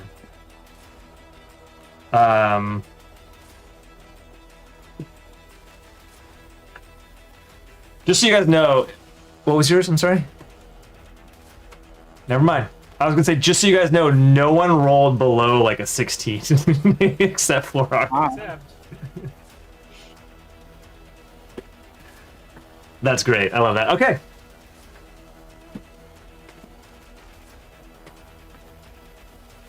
I don't know how to make it say. You gotta wedge it in there. It's okay. You This got way it. our Wedge it in 7 there. could lay on hands. Okay. Battle music going? It is. It is? Great. Let's do it. Okay. So I think the ambassador is going to immediately say, "Who dares attack us?" did we give a name for our group? None of your business. I mean, none of your business. Yeah. Who's first? Wait, you are. You are. Okay. Precision attack with dynamite. I take out the 3 sticks and throw it right in the middle of the bridge. Nice. And I'm going to be using my deed for the precision. Okay. Nice. Because that's actually one of the options here is precision shot. But you can't use your strength for a ranged attack, right? It's got to be. No. This is an attack. We're throwing the dynamite. But it's still It's agility instead of strength. you're using agility instead of strength. You still use your deed. I'm just saying. Okay. You don't get your strength added to this. So, guilty is 12, and I got 4 on the deed. So I add the deed to my roll, right? The The deed. deed becomes so- your modifier. So Yeah, but so the deed succeeds above a 3, yeah, the And- deed succeeds, and But the attack has to hit, or they both hit. yeah. So the deed is the explosion. We'll call that the deed. The No. attack, because the throw is an attack. The way deeds work is you have an attack. You always have an attack. It's still an attack. It counts as an attack, and then you have something that happens on top of it. Right. So if the attack misses, the deed fails. Yes. But you have a basic attack of plus D5. That's your deed. Yeah. And your agility is a 1. So 11 plus 4 is 15. all right, so 15 to hit. Hit the bridge. Yeah, I'm gonna say you do hit the bridge. Decently accurate. You want it like in the middle here? Yeah, right where the doctors are. So I throw all 3 sticks of dynamite right in the middle. Okay. Dynamite damage. Yeah. Roll. I don't even know how much damage dynamite would have. 3d30. No. Well, Well, it should be. I think it's in equipment, right? check equipment. If you don't find it, you can do 3d6. It should be multiple smaller dice because it should have a minimum damage. Yeah. So Yeah. Like 3d6. like if one is. Mm-hmm. You find it? No, I'm gonna look it up online. Yeah, I wouldn't think dynamite was in DCC, but maybe. So explosion. Okay, well, I could tell you right off the bat, both guards failed and both guys, both of the heroes succeed. Not heroes, but you know what I mean, the main characters. Yeah. So they'll take half damage. So often, We're very new to DCC, guys, so we're learning all this new stuff. If anybody in chat knows answers to things that we don't, feel free to pop it right on in there. Pop it. I don't even know if half damage is a thing here. It just seems fair for dynamite. I see online roughly 3d6 to cd6 depending on discretion of the GM, and blast radius of 10 to 20 feet. Okay, great. With the reflex save depending for half damage. Yeah, so they got. Oh, great. I was right. Pretty much what you said. Yeah. so 3d6 for each dynamite. And it's 3 dynamites. Yeah. So. But do they have to make 3 reflex saves? Right? He threw it as 1 unit. I consider it Yeah. 1 explosion. Fair enough. So let's see. So the first one, I got 2 6s, 12. 17 damage from the first one. 17 damage. 11. 13 damage from the second one. Jesus. So 5. 9 damage from 9. the third one. All right, cool. So yeah, you throw it. You don't even need to light it. As soon as it lands, it's just super heats on the rock and everything, and just explodes. It's a massive fireball, very loud, might I add. That's fine. So that's what 39 total, Yeah. and then half is 19, right? 28. Half of 39. Yeah, 15. Plus 9. Yeah, 19 plus 19.5. Yeah, 19.5, write yeah. it down. Yeah. Awesome. So, yeah, you blow. This guy just goes into pieces, flies into the lava, and is fried. This guy, I didn't do any knock prone mechanics, but he took a ton of damage, so he is He is hurt, and he's prone. These guys both are able to kind of jump back and evade the. Yeah. 20 feet. I don't think he's in range, but where's the stick? You said it was right here. Yeah, radius 20 feet means diameter 40 feet. I feel like everyone would be in range. Yeah. I would say I didn't really roll for him. Too late. I would say he doesn't get it. That's fine. Yeah, because he's four blocks out. 4 inches out. That's fine. 4.5 inches. All right, that's my turn. I mean, that was a massive turn. You guys have started this fight off incredibly Thank you. strong already. Let me just input these HPs. Said you're not purple. Slasher's turn next. Flasher, plan what you're gonna do. Give me 1 second. Okay. Yeah. I'm gonna do a mighty deed. I'm gonna pull out my warhammer and charge the guard. Right. Yep. Right there. Didn't get hurt. Yeah, with the intention to whack him right into the lava. Oh yeah, yeah. You can push him. You can knock. Yeah. So this is your deed die. Oh, I just got a natural 20. Whoa! Oh my god. Okay. I need to roll my deed die. Oh, it's okay. Do you have your critical table up? Yeah. For warrior? Crit table is for warriors. It's number 3. It's 4. It's 4 for warriors. We get a D16 to roll on it. Ooh. Wait, will you hand me one of those? They're still on the shelf. Yeah. What? The book you're holding. One of Oh, the book.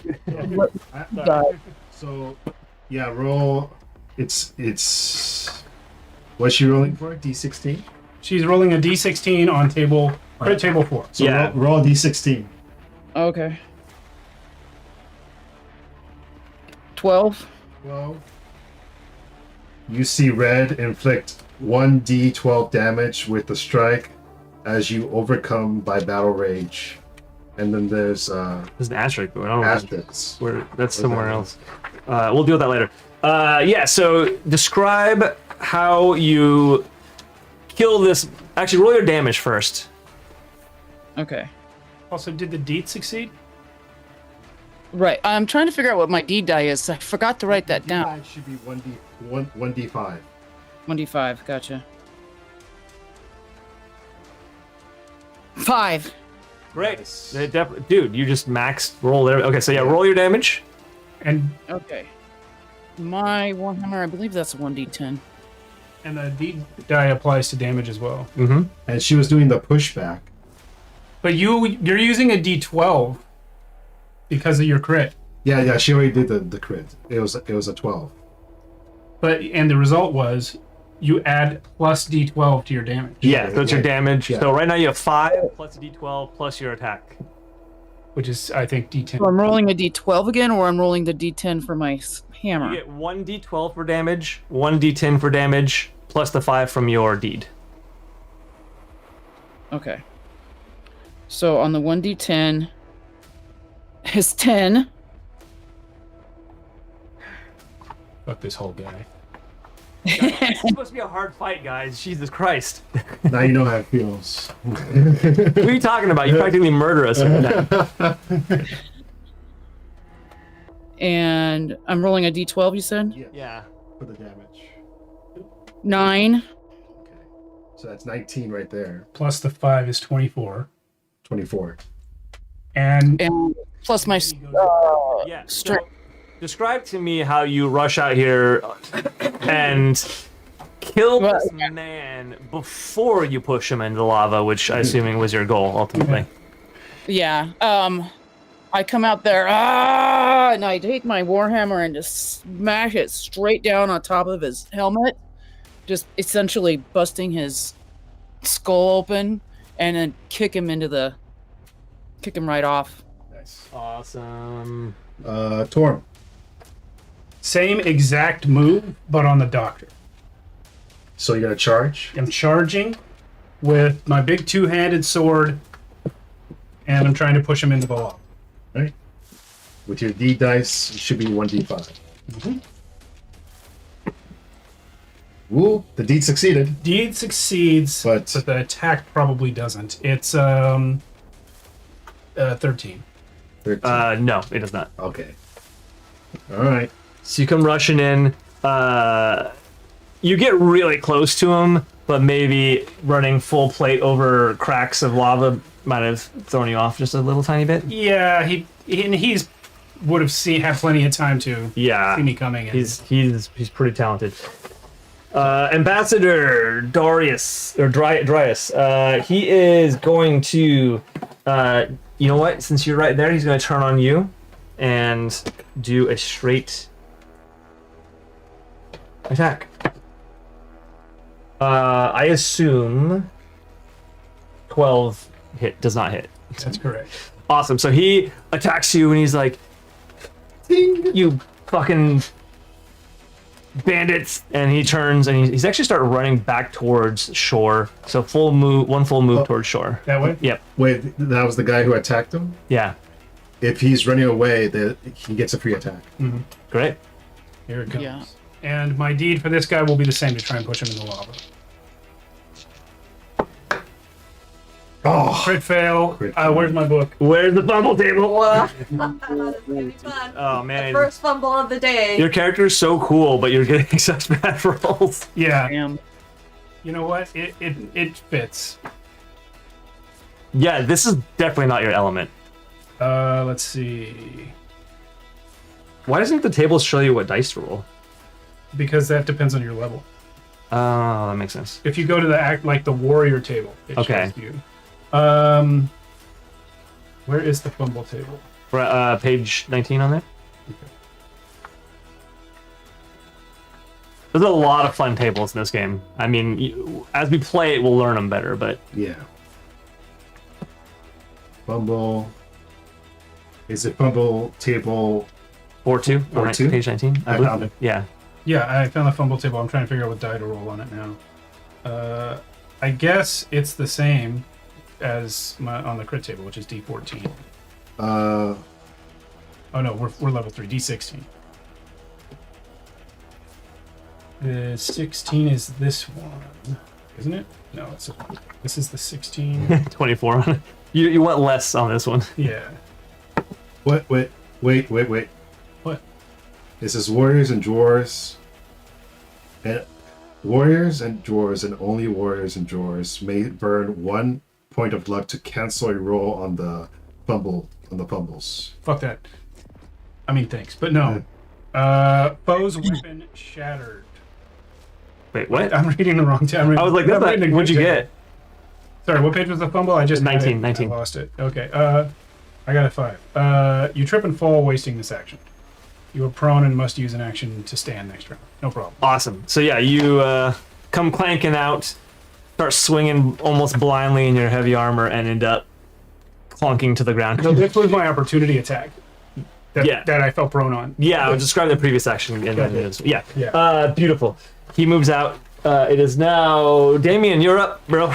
Oh, I immediately look stupid. oh by the way, a warrior Okay. crits on 19 and 20. Just so you know. I did know that, but I had forgotten. So general question, because it's not explicitly stated in DCC rulebook, do you, as the GM, allow touch spells to be casted through familiars?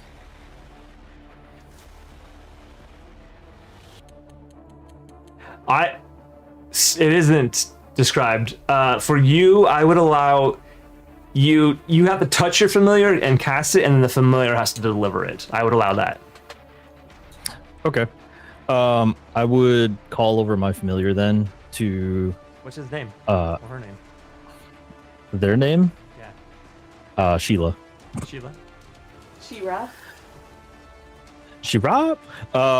So I'll call over Sheila and have them come to me and try to cast enlarge through Sheila and go towards Torm, seeing that he is in peril or duress. Okay. So you're Sweet. casting in large. Do your cast first. Okay.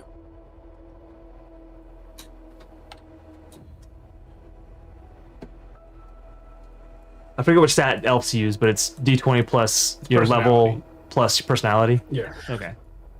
Yeah, that's a 19.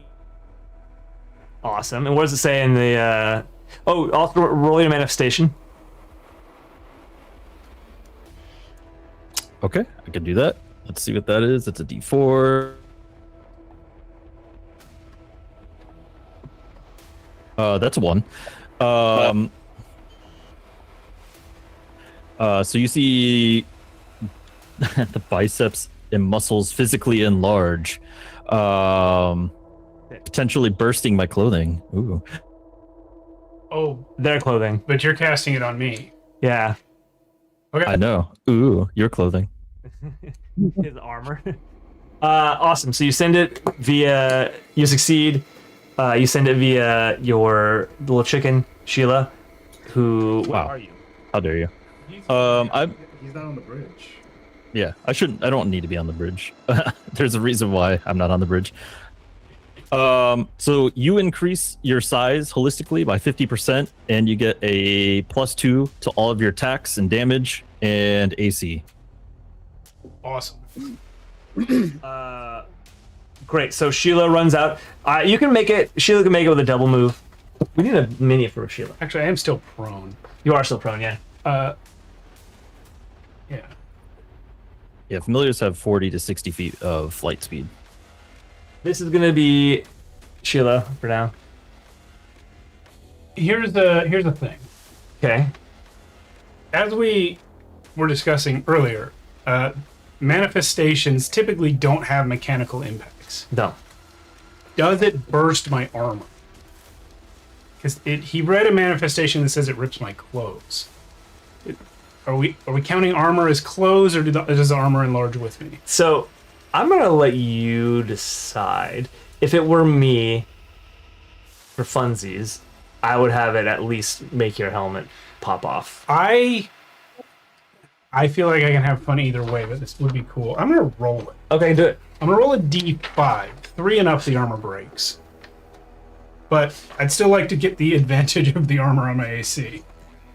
Yeah, it's not off you. It's just not Okay, the armor breaks. Okay, so as you enlarge into your armor, it's a little painful because you're getting Yeah, you're trying to explode out of a can. hulking out, but I'm in a tank. Yeah, exactly. I would say for cosmetic reasons, your armor doesn't fall off, but it sort of like the seams, the straps and things around some of the edges break, and so it's a little bit looser on you. And your helmet, your head will not stay in a helmet. The helmet does pop off and crack a little bit on its way off. And you see, lying on the ground, covered in broken pieces of armor, just some guy. Just a regular human man. Not a demon or a monster at all. Just a dead guy who's in hell. Which you all know is virtually impossible. There's very, very few ways that someone can have a physical body down here. Yeah, human souls are a resource people Yeah. burn down here. Like, I shouldn't be, but nonetheless, here I am. Suddenly all my fucking up on the bridge makes perfect sense. Yeah, it's fucking awesome. What doesn't make sense is why you have armor from Housemed fame. So it was the doctor and then the Well, ambassador? that was Damien's turn. Damien, do you want to move or anything, or are you good where you're at? Oh no, yeah, he's definitely staying where he's at. Awesome. Oh, shoot. I need to... That's right. I need to roll 2 things real quick. Where did my d20 go? I have all these giant dice in here now. One other question while you're rolling those. Yeah. How do mercurial of magic effects work? Oh, you are meant to roll those when you first gain the spell, and whatever you roll is permanent on your casting of that spell. Okay. Yeah, I have one that required me to roll before I actually did this, so I'm not going to use it this round, but good to know for the future. Hell yeah. So I rolled for the guards. Luckily for you guys, it was like a good roll and a bad roll. They will be coming in. I don't know where my marker went. There it is. Those markers they get away from me. They do. There's just too much stuff here. They will be taking a space in front of Archon 6-7, but they won't be here until next round. The doctor is? They're coming. No, the guards. The guard. City guards. They're coming that fast. They got here that quickly. I told you guys you're just outside the gates. Like, they see you. Yeah, they're No, I rolled a 1 on turns. That's another reason why that. and also the correct position for a city guard is at the edge of the city. Yeah. That's what they do. So, I rolled a 1 on turns, but I also rolled a 2 out of a d6 on how many guards are coming. So you only have 2 coming right now. I ain't scared. That's why I said you guys got a little bit lucky. So, All right. I guess Archon's turn. Doctor's turn. Well, Doctor's turn. Yeah, so Dr. Eisenberg pulls out some needles and he's like, a human? Well, I'm gonna try out some drugs on you. I show him a sigil. He does. Oh, shit. What? It's not your turn. I don't need it to be my turn to do this. Yes, it does. You know what? I think he's gonna roll because you're attacking him, so obviously your sigil Yeah. loses some value. Oh yeah, no, he's attacking you. So he pulls out one of his needles, and I'm gonna roll a d4 to pick which one. God, there's so many dice; it's hard to keep track of them all. That's actually a leaner somehow on the d4. Okay, he picks out the needle and he throws it at you like a dart. Natural 20. Oh, Wow. Luckily for you, it doesn't do a lot of damage. Wow. It wouldn't, except for the nat 20 Yeah, yeah. Oh yeah, it's monster crit. I don't even. But yeah, but he gets thrown on the crit table. Yeah. Shoot, where's the monster crit table? Oh, you know what? You've been using a laptop, so I didn't think of it, but there is a whole GM screen right behind your head for this game. Oh, It's got the monster crit table on it. that might be faster than me trying to find it. Yeah. Oh shit, that's right. These guys are on the demonic crit table. I remember looking it up. Oh, okay. That's different. Hang on. It is different. Don't forget, you also have your +2 to AC. Thank you. I think my AC is actually 22, but it's not going to matter with crit. Let's already have it up.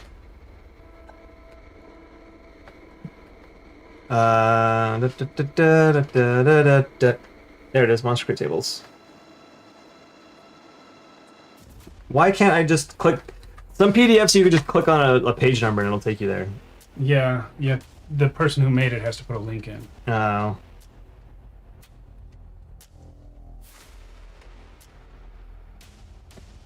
So he throws the dart and he nails you because your armor is exposed, your helmet's off now. He nails you right in like the neck, like a vital organ spot with accuracy, godlike accuracy. There's a tube coming off of this. Of the dart. The dart, the needle he threw, yeah. Wait,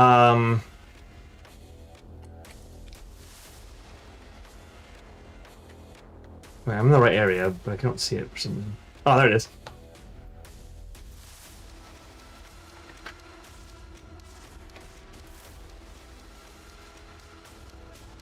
That's really cool. This will get faster as we get better at it. Yeah.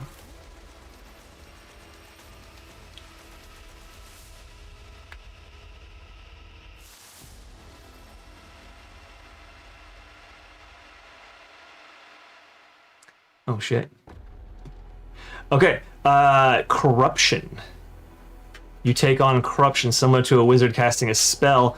Roll 1d10 on the corruption table because, and it's going to be the major corruption table because this is the, well, I get corruption? yeah. No, I'm sorry, it's the minor table. Minor corruption table.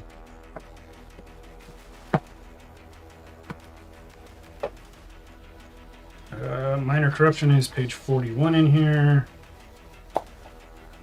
What die am I rolling? 1d10.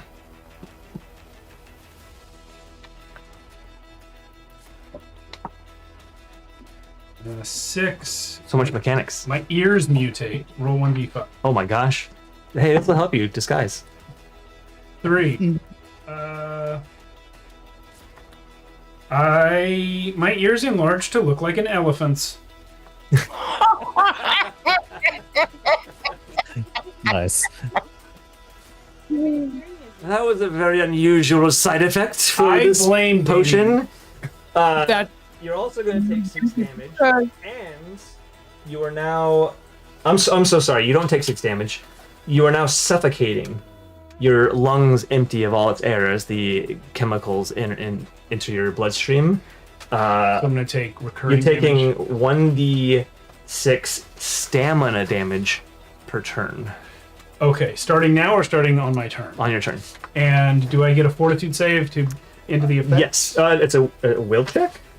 Will. Interesting. That I'll get to it.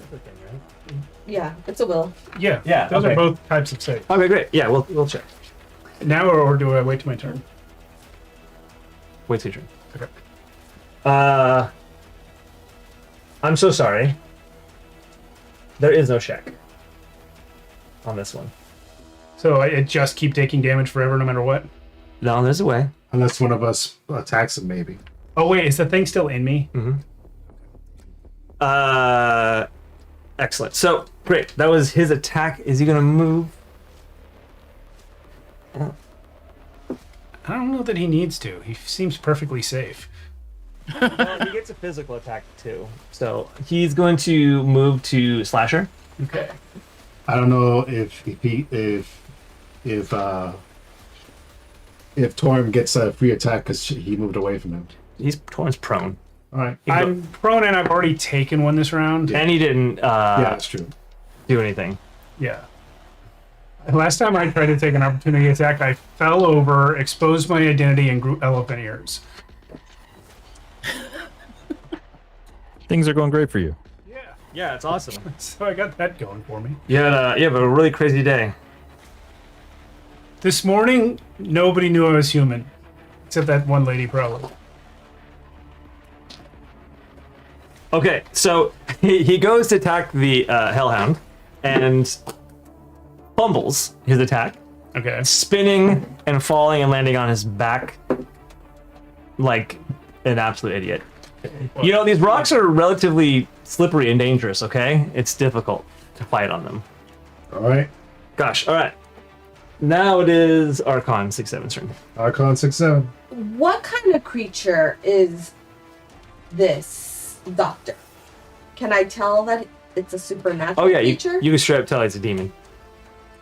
Okay. I didn't really describe him. I described his clothing, but yeah, he has horns, very, very reddish skin.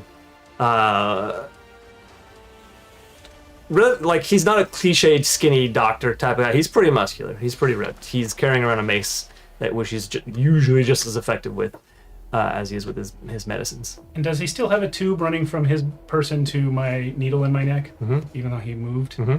Okay.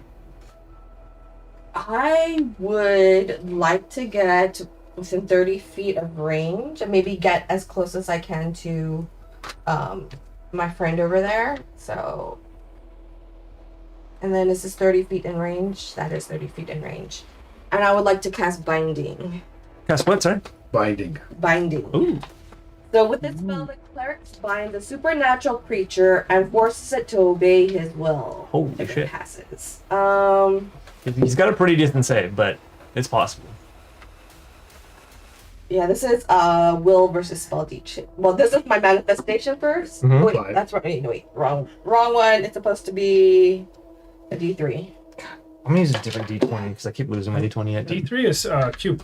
It looks like this. It's got Roman numerals. Oh, that's a D4. Dang it. Okay, here we go. Three. It's a 3. Okay, as you see me try to cast this spell, you see the 9 tails on my chest light up, and you see a tether just trying to come down from the sky. Man, Uzumaki. Let's see if this goes. But That is a 5 plus 5 is a 10. Versus that does not. Does that fail? That fails. darn. So you're at 3 now for Disapproval. disapproval. I'm like, oh, my lady is still displeased with me. That's true. She's still very displeased with you. It makes sense. I must make restitution. Awesome. And I immediately kneel down. Mogon, do your thing. Right, Mogon charges in and pushes this guy into the lava. With a Great. charge. I'll say you have advantage since he's prone. Yeah. So, how do you want to do the advantage? Like, do I roll the? Oh, it's a step twice? up. It's a step up dice. Roll Yeah. D24 instead. Yeah. We get to use our first step up. Woo! 24. Is this 24? Yeah, I think so. That might be a 30. This is 23. I think that's That's a D24. 24. Yeah. Okay. Oh yeah, the D30 is the even rounder one. Use a deed. Oh. Well, D fails. so the deed fails, but I get 12. uh, Give positive strength. 13 then. 13 to hit. Yeah, 11, 12, 13. Okay, 11, 12, 13 to hit. That meets. Okay, so I just do damage then. I roll Attack. attack, so I'm gonna do the two-handed sword, which is a D10. Get him.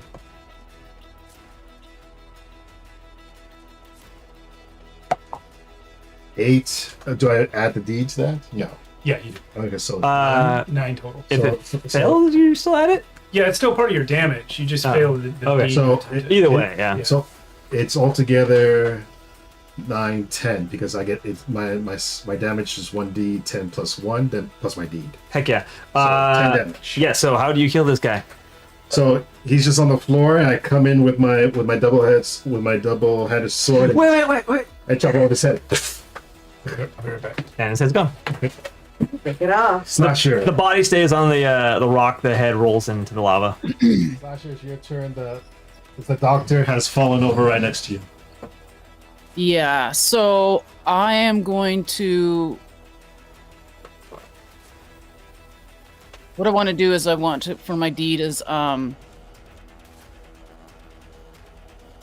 of jump and straddle him so that I'm in position to take my warhammer and smash it right into his face. So that's your deed, right? Yeah. So she's mounting him. Are you trying to pin him down? Is that the effect of the deed? Yeah, so kind of. Because Wait. right now I can't reach his face where I'm at. So I have. You can just kick him into the lava. But it's your move. Don't we need to have their bodies what is the word? Found? Be able to be You want found? some of them found, yeah. Yeah. Well, do what you want to do. Do what you want. I just want I wasn't sure. Smash them. Go for it. Let's see what I roll. Oh, yeah, nope. I rolled a 2. Okay, at least it wasn't a fumble. Yeah, great. So yeah, you roll, or you attack. You stand over him, you attack him, and you slam down the rocks. But he's able to roll his head just enough where you miss it. Oh, wow. Back off, you Elephant torn. science experiment. Here I go. Oh wait, she should have got an advantage to that attack because he's prone. That's true. You should have rolled a 24. D24. Did she hit anyway? No, it was 2. It's two. If it was close, I would have probably. Yeah. Yeah, I didn't roll very high, so. All right, elephant torn. That's not my name. Okay. Actually, without the helmet, I'm like, that's not my name. I'm gonna stand up. By the I way, it's a turn to do that. I should point out. Yes, you do. I should point out that you guys, nobody likes humans or Okay, mortal. Like alright. you, the fact that he's alive is like weird. Wait, it takes a whole turn to get up? So it takes an action, yeah. Yeah. Wow. Okay. Do you move or do you just stay? Can I still pull the dart out? Mm-mm. In that case, I don't get up. Oh, I actually, just pull the dart out. yeah. Either way, at the beginning of your turn, you still have to roll the The will save. will save for the And what was I'm sure I take the damage once, right? yeah. Fail the will save. That's a 4. So let's 1d6 stamina damage. 1d6 stamina. 5. Oof. Stamina.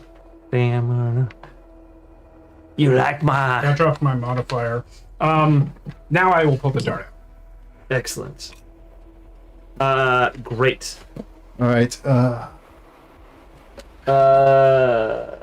Dryas. Yeah. I named this guy and I still can't get his name right. I think he's full running. Well, he has Damien to get through. Yeah. Get through, yeah. But he could avoid Damien. Well, shit. God, he really wants to go towards the town, but Damien he can't. is inevitable. I am inevitable.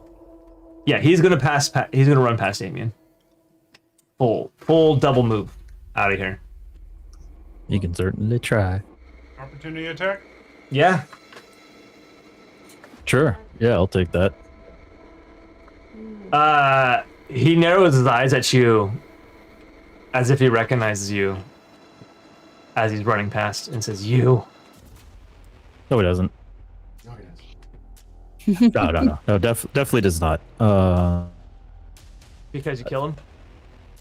Oh, yeah, of course. Yeah, see? Watch.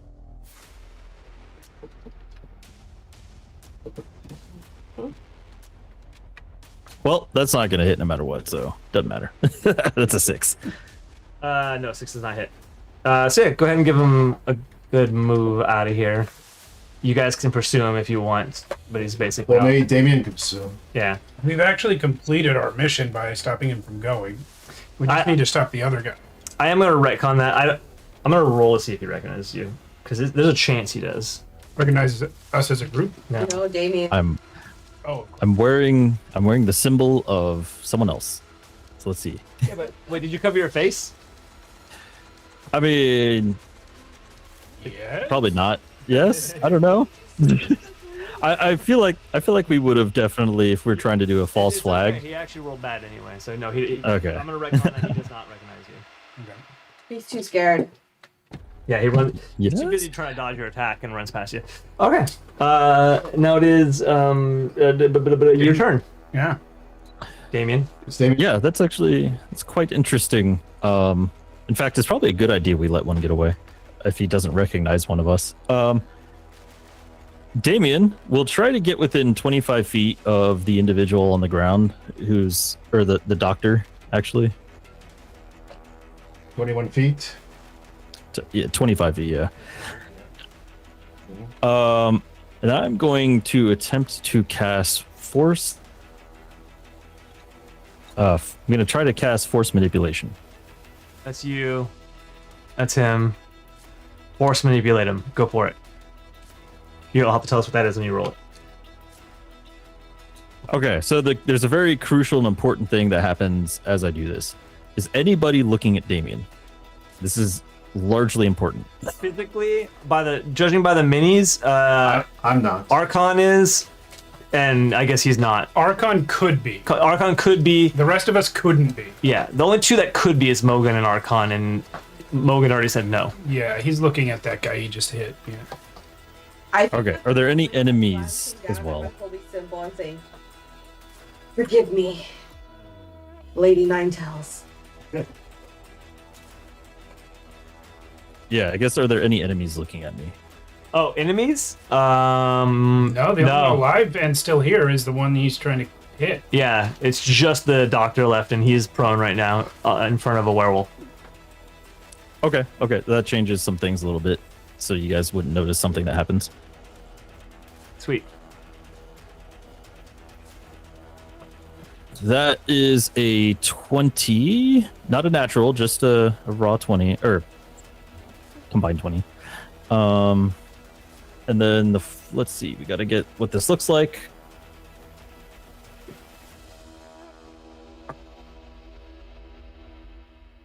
So hard to hear the screen sometimes. What'd you get for manifestation? Manifestation. Manifestation. So a cloud of scintillating light motes take the shape of an object created and then vanishes. Those lights would be in the form of like almost it's strange. It looks like a black light almost as things apparate into place. And in its place you see what's a 20? You see, dang. Two almost like shielded walls begin to appear on either side of this guy, such that there's only the escape for if he were to go through Slasher. Okay, so basically on his left and right, you put a wall, so he has to go either forward towards Slasher or backwards towards. Oh no, he has to go into the lava, or is stuck there, and has to go towards Slasher. So lava or Slasher are his options. Correct. Cool. Are those walls solid? Like he can't attack through them? As is above, create 2 shielded walls. Also provides protection. Again, it doesn't really say. Okay, for now, we'll say he cannot attack through it.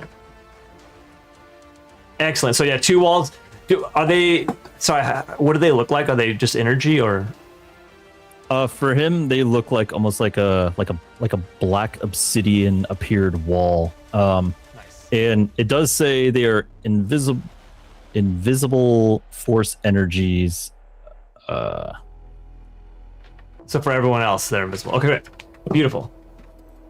Are you gonna move or anything? Yeah, I'll try to get back to the as close as I can to the external there. There we go. And that's my turn. Heck yeah. So, Dr. Eisenberg, there's no guards remaining, so it's just him. He is going to. I think his only option is Slasher. So he's going to try 2 more needles from prone, so step down.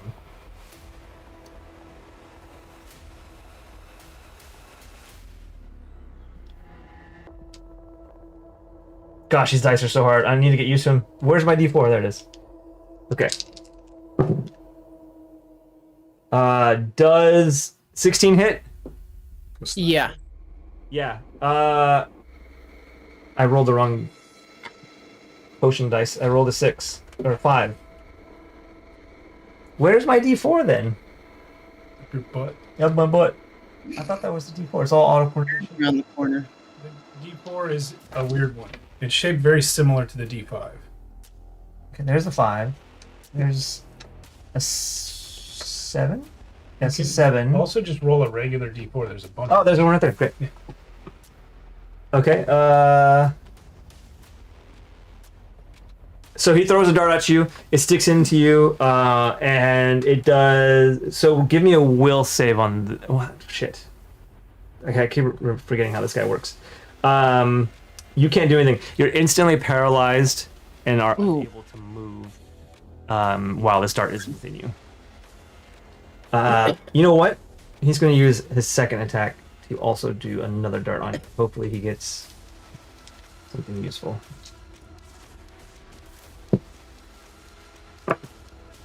He misses for sure. Never mind. 2 on the dice. So yeah, enjoy that concoction, doggy. You're paralyzed until your turn. In which case you could. Oh wait, you can't pull out the dart yourself because you're paralyzed. Right. Someone else would have to pull it out for me. Yeah. So city guards arrive. So you have 2 of these city guards rolling up. Shoot, I'm out of guard minis. The 2 in the lava right there. Can we just reuse those? Sure. They'll be arriving from over here. Halt, criminals! Explain yourselves! They yell as they roll up. They're pretty simple guards. Swords, shields. Their job is to protect hell from crime. So Yeah. they can't be that smart. No, wouldn't the city be on this direction? No, see, it's this way. Then why is he going this way? Just trying to get out of there. He wanted to go this way, but there's like 10 of you. Oh, okay. Yeah, he was just trying to escape. Because that way he can get back to his place at least. Okay. And at this point, there's no checking the princess. All right. Guards are not going to do anything this turn, but they're going to take in the situation Archon 6/7. What kind of creatures are these? One is a young demon. I'm so sorry. One is a young imp, and one is another gargoyle. That's perfect. I'm going to turn around and I'm going to cast Word of Command on them. Oh. They're within 30 feet of me. I don't know about this box. Okay, just trust it. 5. I rolled the same thing. Well, Oh, man. Wait, that's a 5 plus 5. That's a 10. Shoot. That's another failure. Why did you use his box? I don't know. So you're I'm starting to think that dice is just bad. if you I roll didn't look at a it. 4 down now, you're Yeah, in trouble. I know. Your mistresses or your patrons were really not happy with what you did.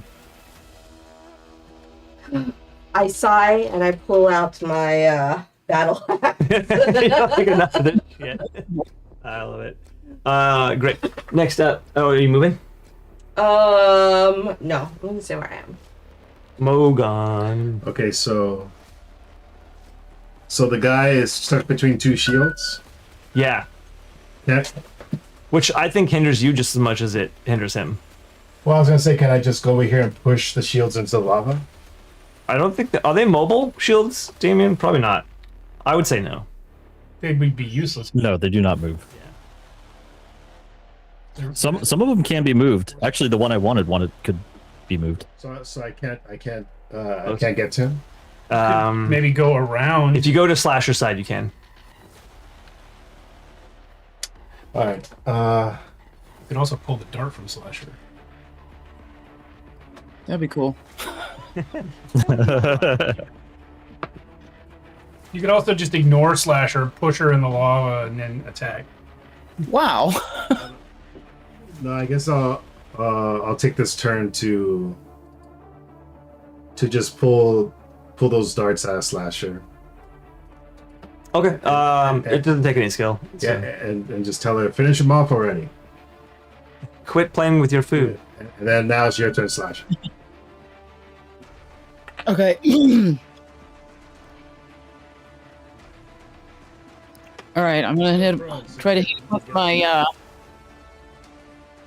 Warhammer. Yep. D24. I just dropped that on the floor, so I'm gonna roll a different one. Oh, a D24. Let me use my phone.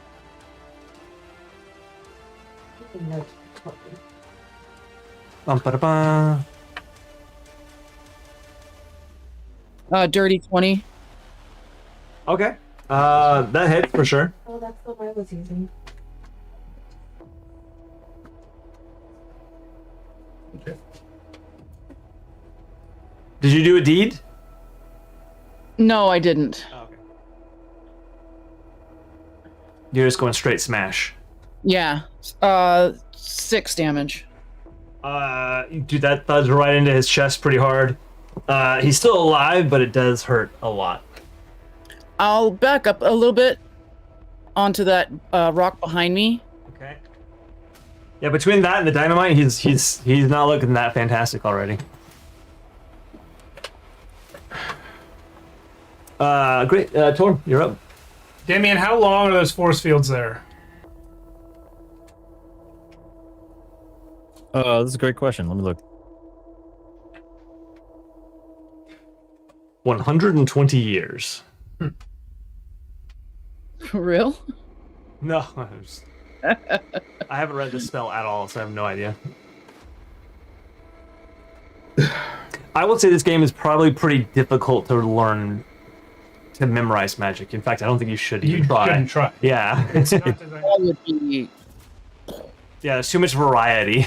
The intention is for the tables to speed things up and take Yeah. brain worth off you, but you do have to start to memorize what tables to go to. That's true, and that'll help a lot once we know where to go. It doesn't say that I can see.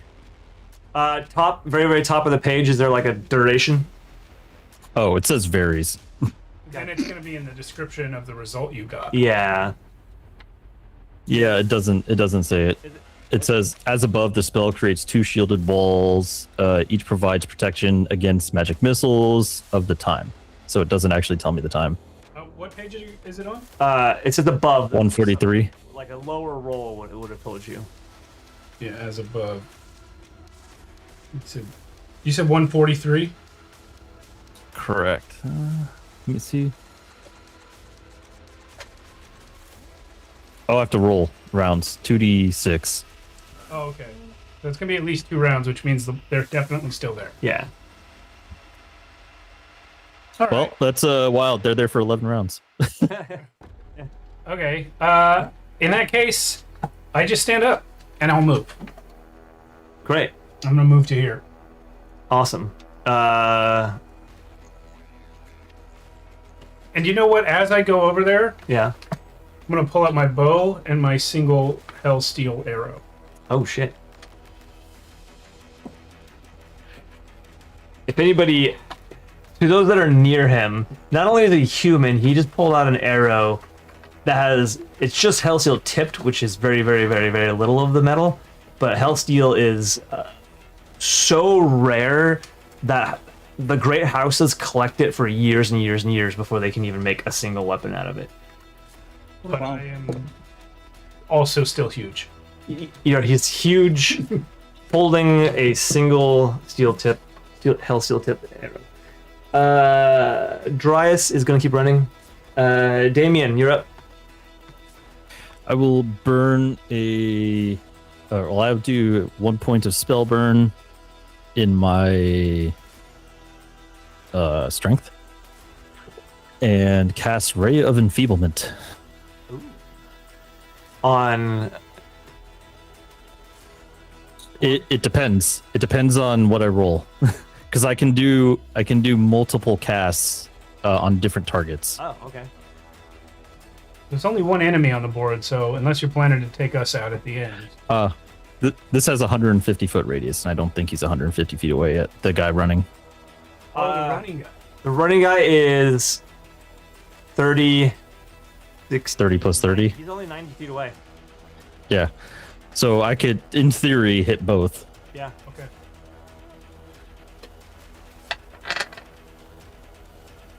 Roll it.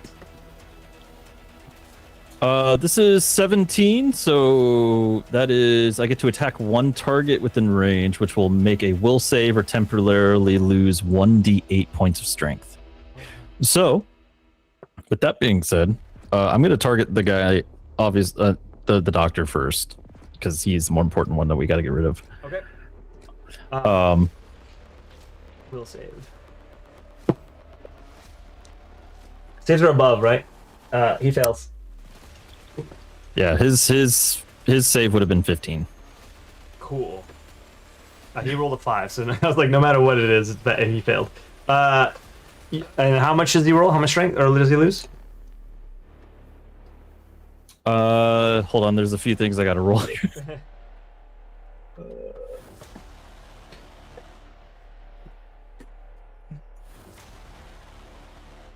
Wow, that's unfortunate. So he loses -2. Okay. And then oh, that one's a D5. What the heck? And then you guys watch as this black Urkish-like ray just comes slinging across all of you and hits the doctor on the ground. Smack. As he seems to, his muscular stature seems to shrink. Dang, you're like enlarging Wow. people and shrinking people. Awesome. He is like, you guys are some of the worst patients I've ever dealt with. Thank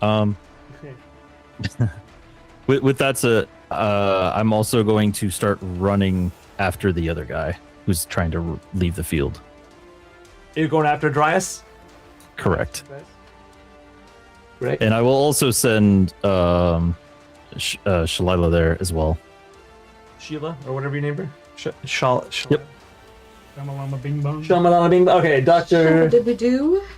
Eisenberg is going to...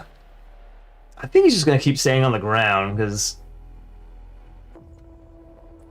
it's not really helping that much to stand up. Take some of my greatest concoctions. What the fuck's the D16? Dude, these are so crazy. Okay, there's D20. 14, 16, okay. That's a D4.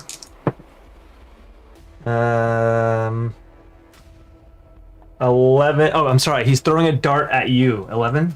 Not even close. Awesome. He's going to throw another dart at you.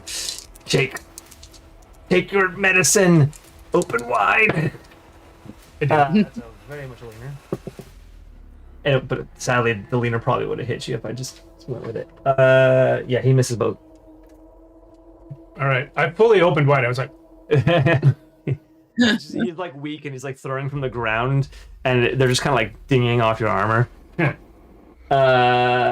City guards are going to step towards you and try to arrest you. So drop your weapon, machine, and come with us. Better option. You turn back and retreat. We can't do that. And I think the first little guy. Why not? Can you move him? Can you move him up to you? Both of them. Yeah. They're both going to try to grapple you and restrain you. And that other guy's dead. We can get rid of him. Yeah, you can get rid of him. He's literally a body. Ooh, that's 18 on the dice. So 21 to. Yeah. He does it. It's an attack. You know, I'm just gonna do a straight grapple. I don't even know if there's a rule in the book for that. I don't know off the top of my head, but it's probably opposed strength. Yeah. So, can you beat 21 strength check? Save. Is it opposed or is it save? Opposed. Sorry. So I beat a 21. Is that a reflex or is that a? That's just strength. Strength. Oh, maybe if I hit a nat 20. You can do this. Wait. I want another dice. Hit different dice. Nat 20.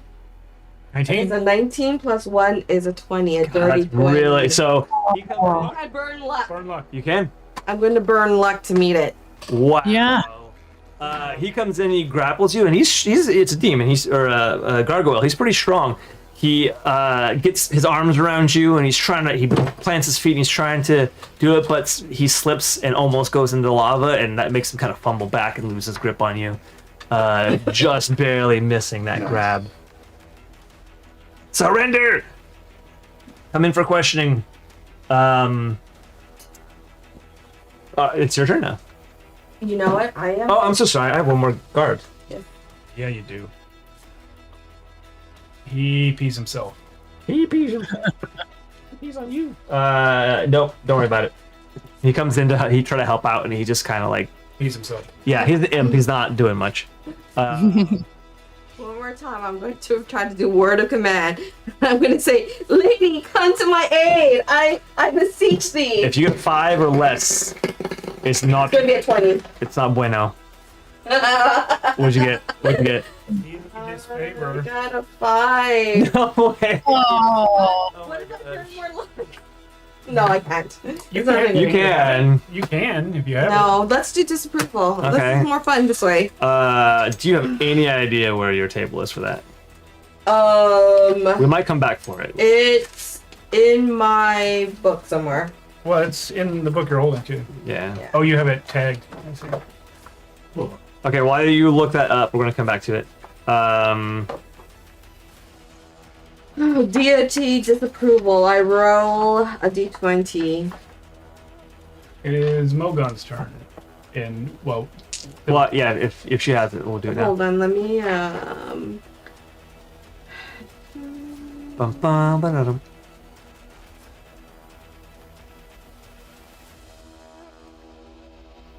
Table lookup classic, Carlos. disapproval is 46 to 47 in the. if they roll a natural 4 and that counted, they would roll a 4d4. Okay. So a d20, I think. Wait, it says the roll is a 1d4 for every point. You guys can continue. Let me just. Okay, yeah. All right, then Mogon, yeah, your turn. Is this guy dead yet in the middle? No, It's like, come on, guys. And Logan comes around with his two-handed sword, and I think he misses. Come on, you idiot. Come on, guys. I need 5d4. 6, 7, 8, 9, 10. Yep. Good try though. He's a slippery little fucker. Even on the ground, he's like difficult to hit. Great slasher. Do it. Oh, you're unparalyzed. Yeah, do it. Slasher. All right. Am I able to swing at him with my warhammer with those two standing there, or?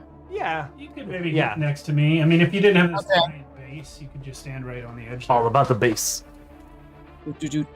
Okay, let's do this. 15. To hit? No. Oh, you gotta be kidding me. Wait, you're rolling a 24, right? D24? Yeah, I did. Yeah, no, 15 does not hit. Is she very well? I'm so sorry, 15 does hit him. Oh, okay. I was looking at the wrong person entirely.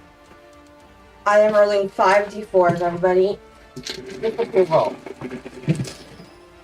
That's 10 damage. Oh my god, okay, great. You just knock the fucking wind out of this guy. He is... You slam down into his chest. He is gasping for air and looking very desperate now. Excellent. My disapproval is so What'd you roll? I rolled a 15. I'm supposed to roll 5d5. Okay. The deity is not forgiving on this day. When the cleric rests for the night, they do not reset their disapproval range at the next morning. It carries over from this day to the next. The disapproval range resets as normal on the following day. So for this session, it doesn't matter. No magic. But You're lucky. But I'm so sad that my deity does not like me. She's not happy. She is not pleased. That is 3 5s in a row that I rolled. Hell Tell yeah. me the odds on that. Weirdly, this battle... I feel like this battle should have been over forever ago. It's Yeah. so funny that this is just... We keep whiffing. Yeah, Torm. If I did Yeah. not whiff my last 3 rolls, Go for it. That would have been helpful. If I use the arrow to stab with instead of shooting it, would we rule that as a dart, which would be a D4 damage, or because it's Hellsteel, would it be up like a D6? It would still remain a dart? I thought it was a bolt. I'm sorry, a dagger. Oh. It's an arrow, but I'm trying to just stab with it instead of firing. So a Hellsteel is a +3, so I would say it's a D4 plus D4 3. +3, yeah. Okay, I'm gonna do that because that way I can use my strength. Yeah, and not lose the arrow? Yeah, that too. And I'll roll D24 because he's prone. Yeah, +3 to attack too, by the way. Okay. And my deed. I'm not going to declare a deed on this. I'm just going to attack. You have to declare a deed. Use deed dice. No, you don't. I'm so The sad. deed dice is your modifier. Yeah, fine. I'm just glad I didn't heal anybody.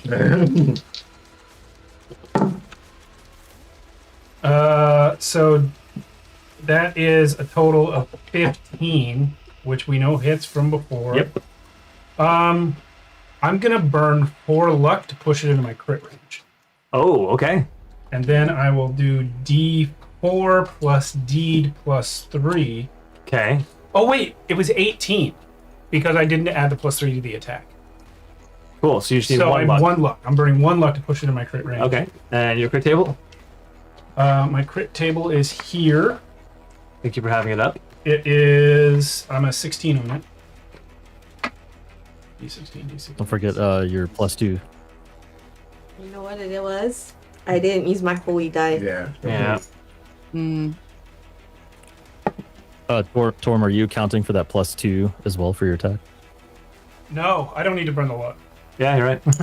It's already a crit. I rolled a 7. Foe driven back by furious assault. Inflict plus 2d12 damage with this strike, and the foe forgoes their next attack. Wow. Nice. This by stabbing him with an arrow. Wow. Well, Hellstone Arrow. Yeah. So base damage is the D4. That's 4.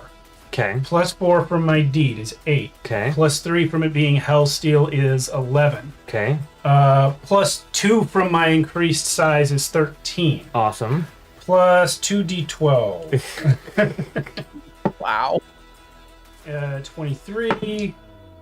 24. 24 damage. Okay. How do you attack him? How do you absolutely murder He him? has a command man. I pull out the arrow, and maybe I should have declared this part as a deed, but I don't know.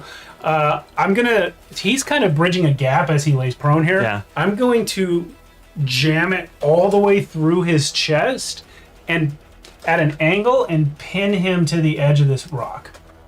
Just jam the arrow all the way through his body and into the rock, so he's just pin cushioned. So it's like evidence. Yeah. Roll me a luck. Just a straight luck.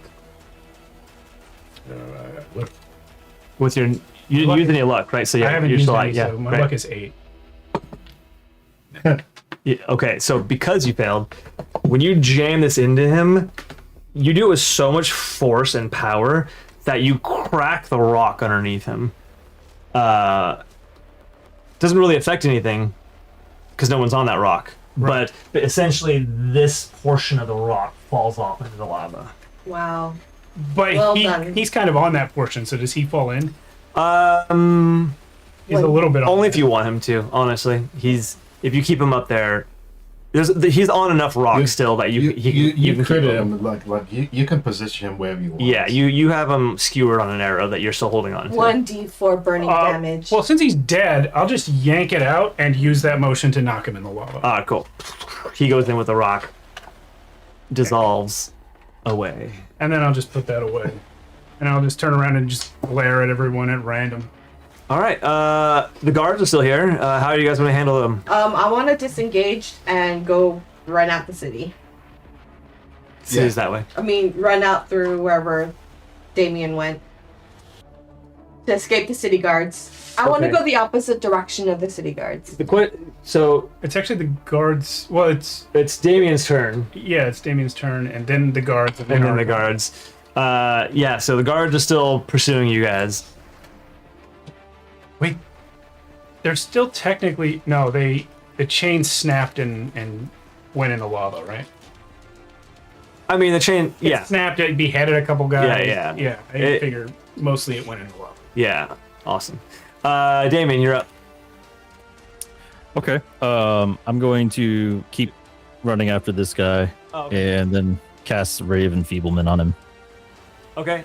If you're going to continue to pursue that until he's a goner or whatever. So my intent isn't to kill him. Okay. I'm hoping, one, I can get his strength so low that he can't even walk. Okay, I like that. Go ahead. All right, then do the yeah, do it. Okay. Oh man, that's a 10. However, can you burn luck on attack rolls or spells, whatever? There's spell burn for wizards. I don't know how it works for elves. You can burn luck. You can burn luck. So Okay, great. Yeah, Okay. Yeah, I'm gonna burn. Just can't burn other. that's right. Okay. Okay, I'm gonna burn 10 luck because I got enough of that. Wow. To make sure that I hit this guy, which would give me a 3d6 plus 1 to essentially remove his strength. A what? I'm sorry. Oh yeah. Oh, so you're rolling how much strength he loses. Yes, so I Do it. have a 10 right now. Burning 10 luck would get me just in the threshold. The caster can attack one target within range that temporarily loses 3d6 plus 1. Points of strength, creatures of 1 HD or less receive no save. Others receive a will save, so you still have a will save. And I also get an additional 2 points added to my strength for one turn. He failed his will save. Okay.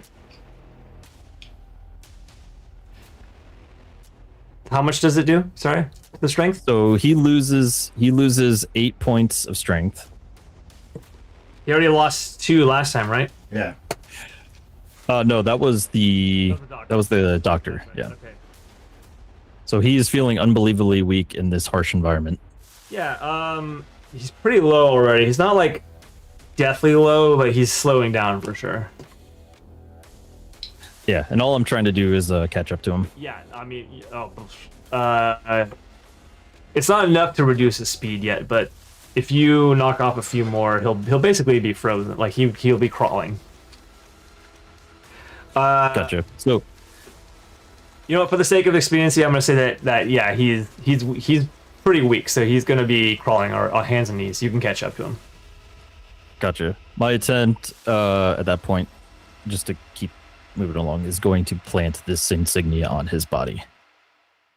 Oh, like you're not gonna kill him and plant it? You're just gonna give it to him?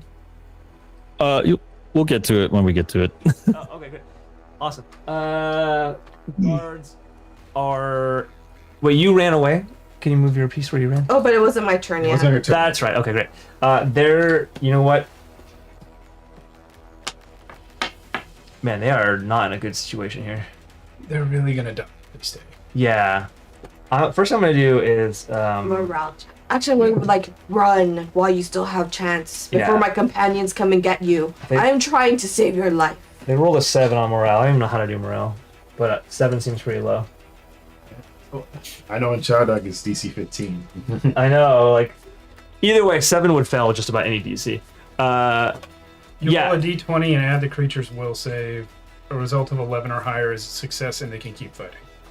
Okay, even with their will, they're at a 9. So Yeah. they're going to be like, we're gonna go get reinforcements. Okay. Don't go anywhere. You stay here. We're come back and beat you up. Yeah, so they turn and flee, and then we're gonna call that out of initiative.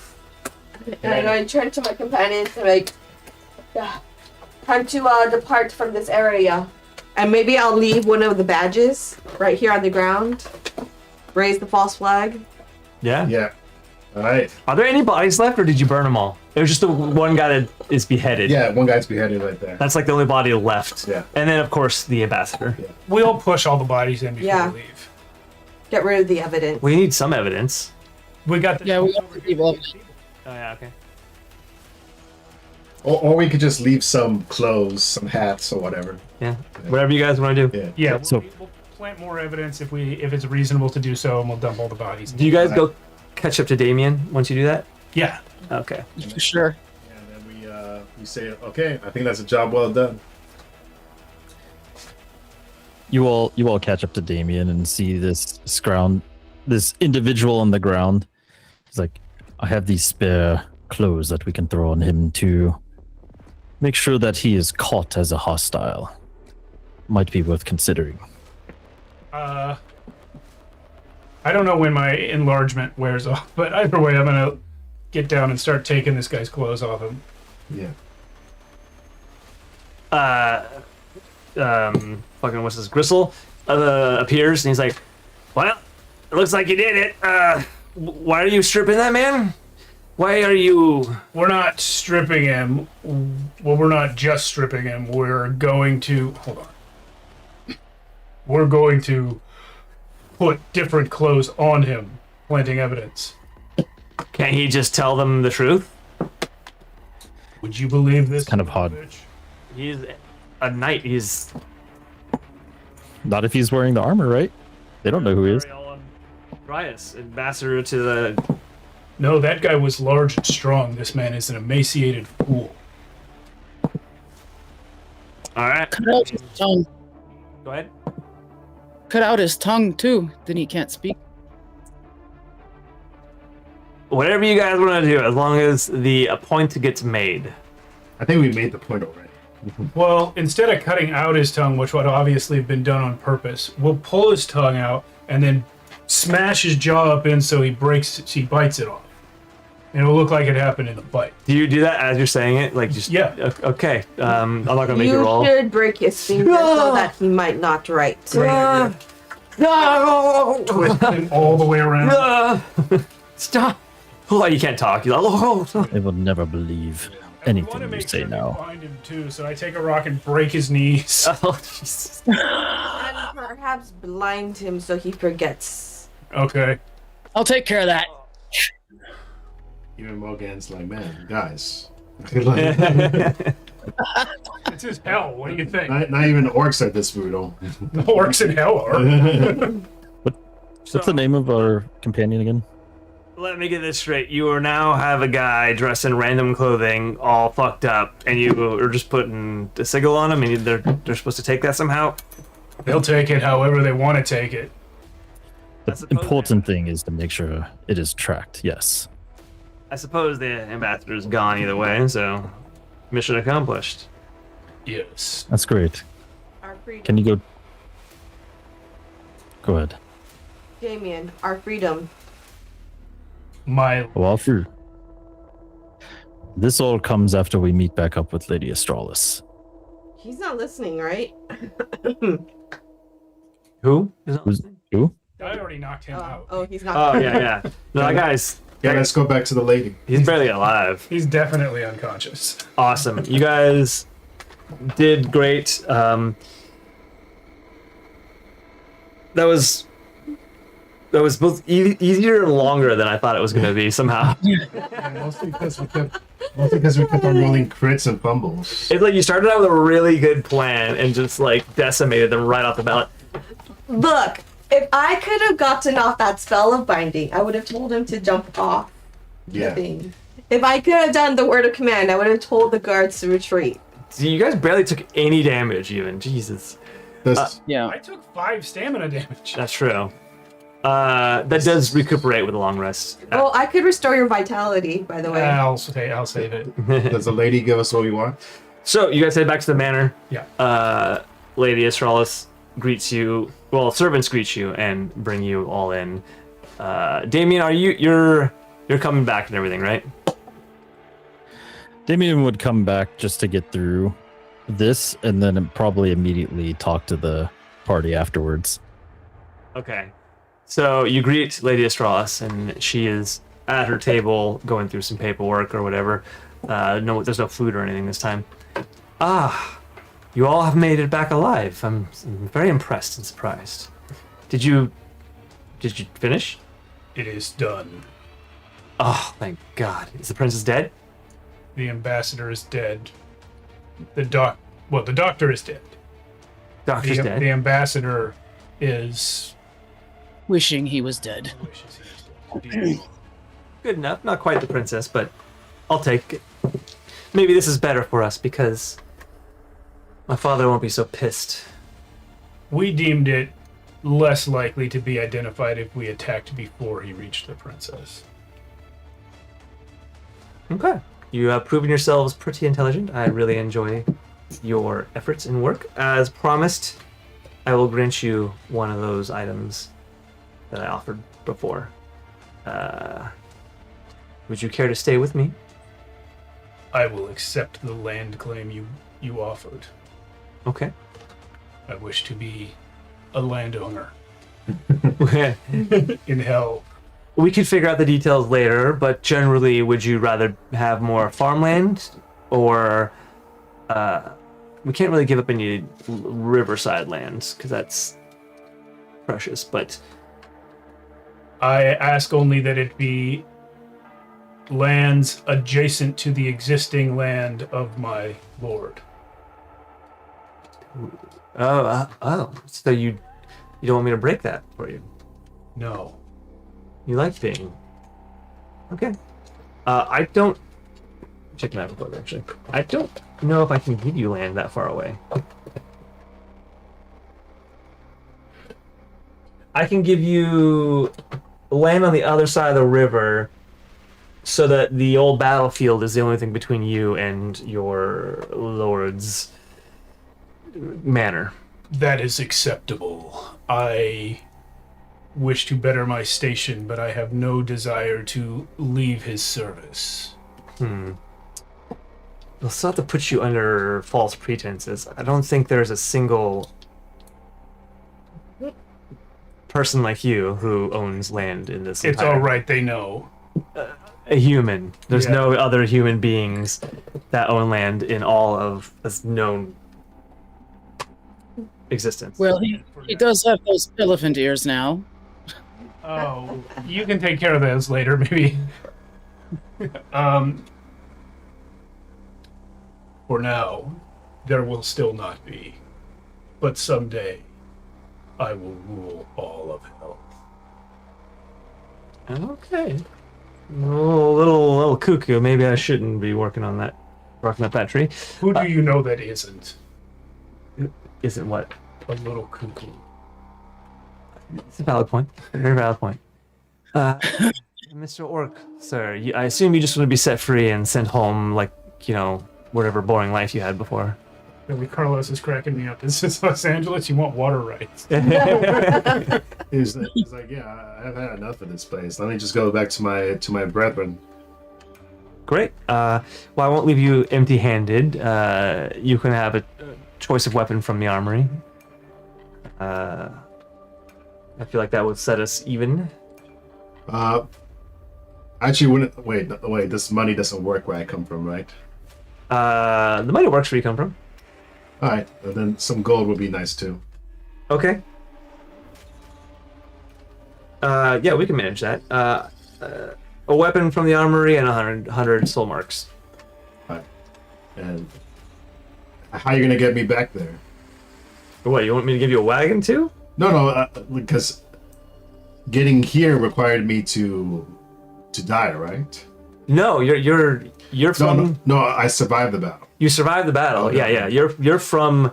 How far away is it? Just south from here, there is a oil lake and a refinery, and then beyond that is a ridgeline. You guys are just on the other side of that ridgeline. Oh, south. I think wait. Sorry, this whole time I thought I was dead and like. Oh no, you're. All right. Well, in that case, Part of hell. Can she give me land for my brethren?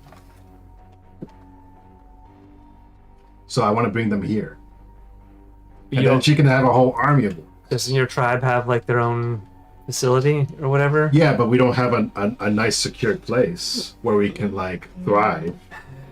Because we're always on the move. I don't really want a horde of orcs living nearby. What? We can work for you. That's okay. That's valid. We have an army of orcs. All right. You've made your point. And As long as I get to be the head chief of all these orcs. that's between you and your orc friends. In that case, yes, I can give you land. Would you like to be near your friend here? we're not friends. I don't know this guy. We killed some people together, but I can say that about a lot of people. As It's a valid bonding experience. as you're talking, I lift your helmet up and you go. You need to go start fighting. All right, we'll figure out the land positioning later. What do you guys want? Yeah, it's Slasher. That was your name, right? Slasher. Yeah.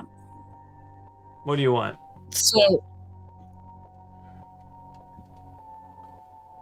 can you give me a piece of land adjacent to the Grimclaw clan house? That will be How's- difficult. There is a neutral territory between us and them. I can give you in that direction a little bit, but you'd still be like on our border. Very well.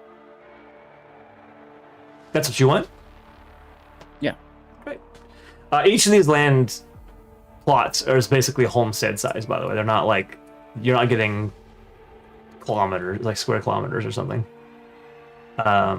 It's enough Like- for like a little farm plot and a single person. That's good. I can just bring the people I really like. Yeah, you can always expand, over time, or as wealth and everything grows. Build a big apartment building. Yeah, you can also go up. All right, well, great.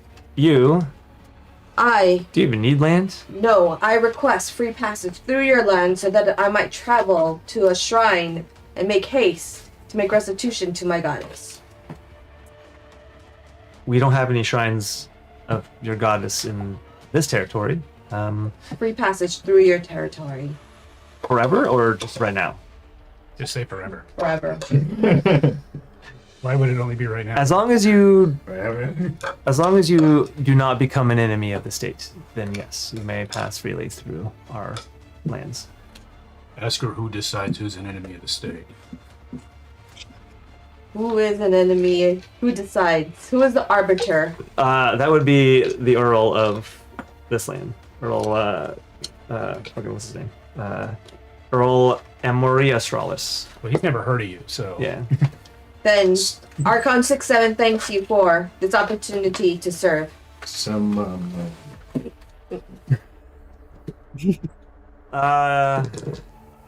Damien, thank you for your efforts and your good work as usual. We shall start plotting our next adventure, our next portion of the campaign. Of course we shall. I assume because this is something you also want, no reward is necessary. No reward is necessary. I would like to speak with our new friends afterwards we're done. As you guys can do whatever you want. You're free to go, free to do whatever you want to do. We will write up the contracts for the paperwork or for the land. I'm tying my armor shut where it's split, tightening it every few minutes so that the openings close up. Nice. Can I see if I could restore Steve using Restore Vitality? Restores are.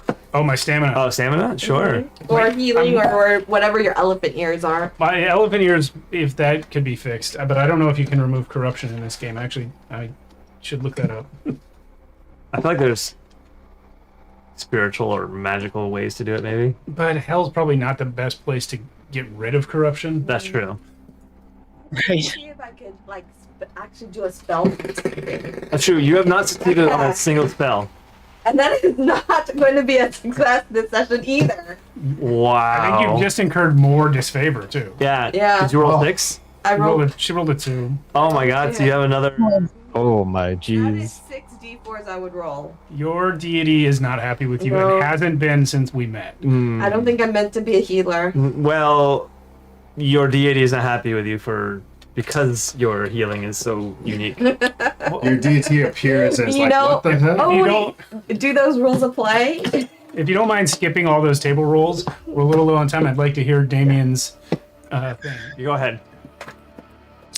Yeah, Damien will pull you all into a closed room after we're done here, making sure that there's no one following, and he'll just look at you all as he closes the door, turning back at you.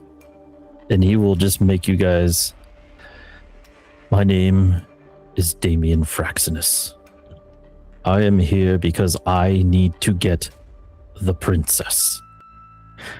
What you all have just done has ignited a war that will likely start between the North and the South here. If we don't get to the princess, she will die. And I would like your help in order to do so. Your land plots may be very short-lived if this war continues. I can give you promise of land where I hail from, because we are neutral to the states of both the North and the South. Should you agree, I will make it happen.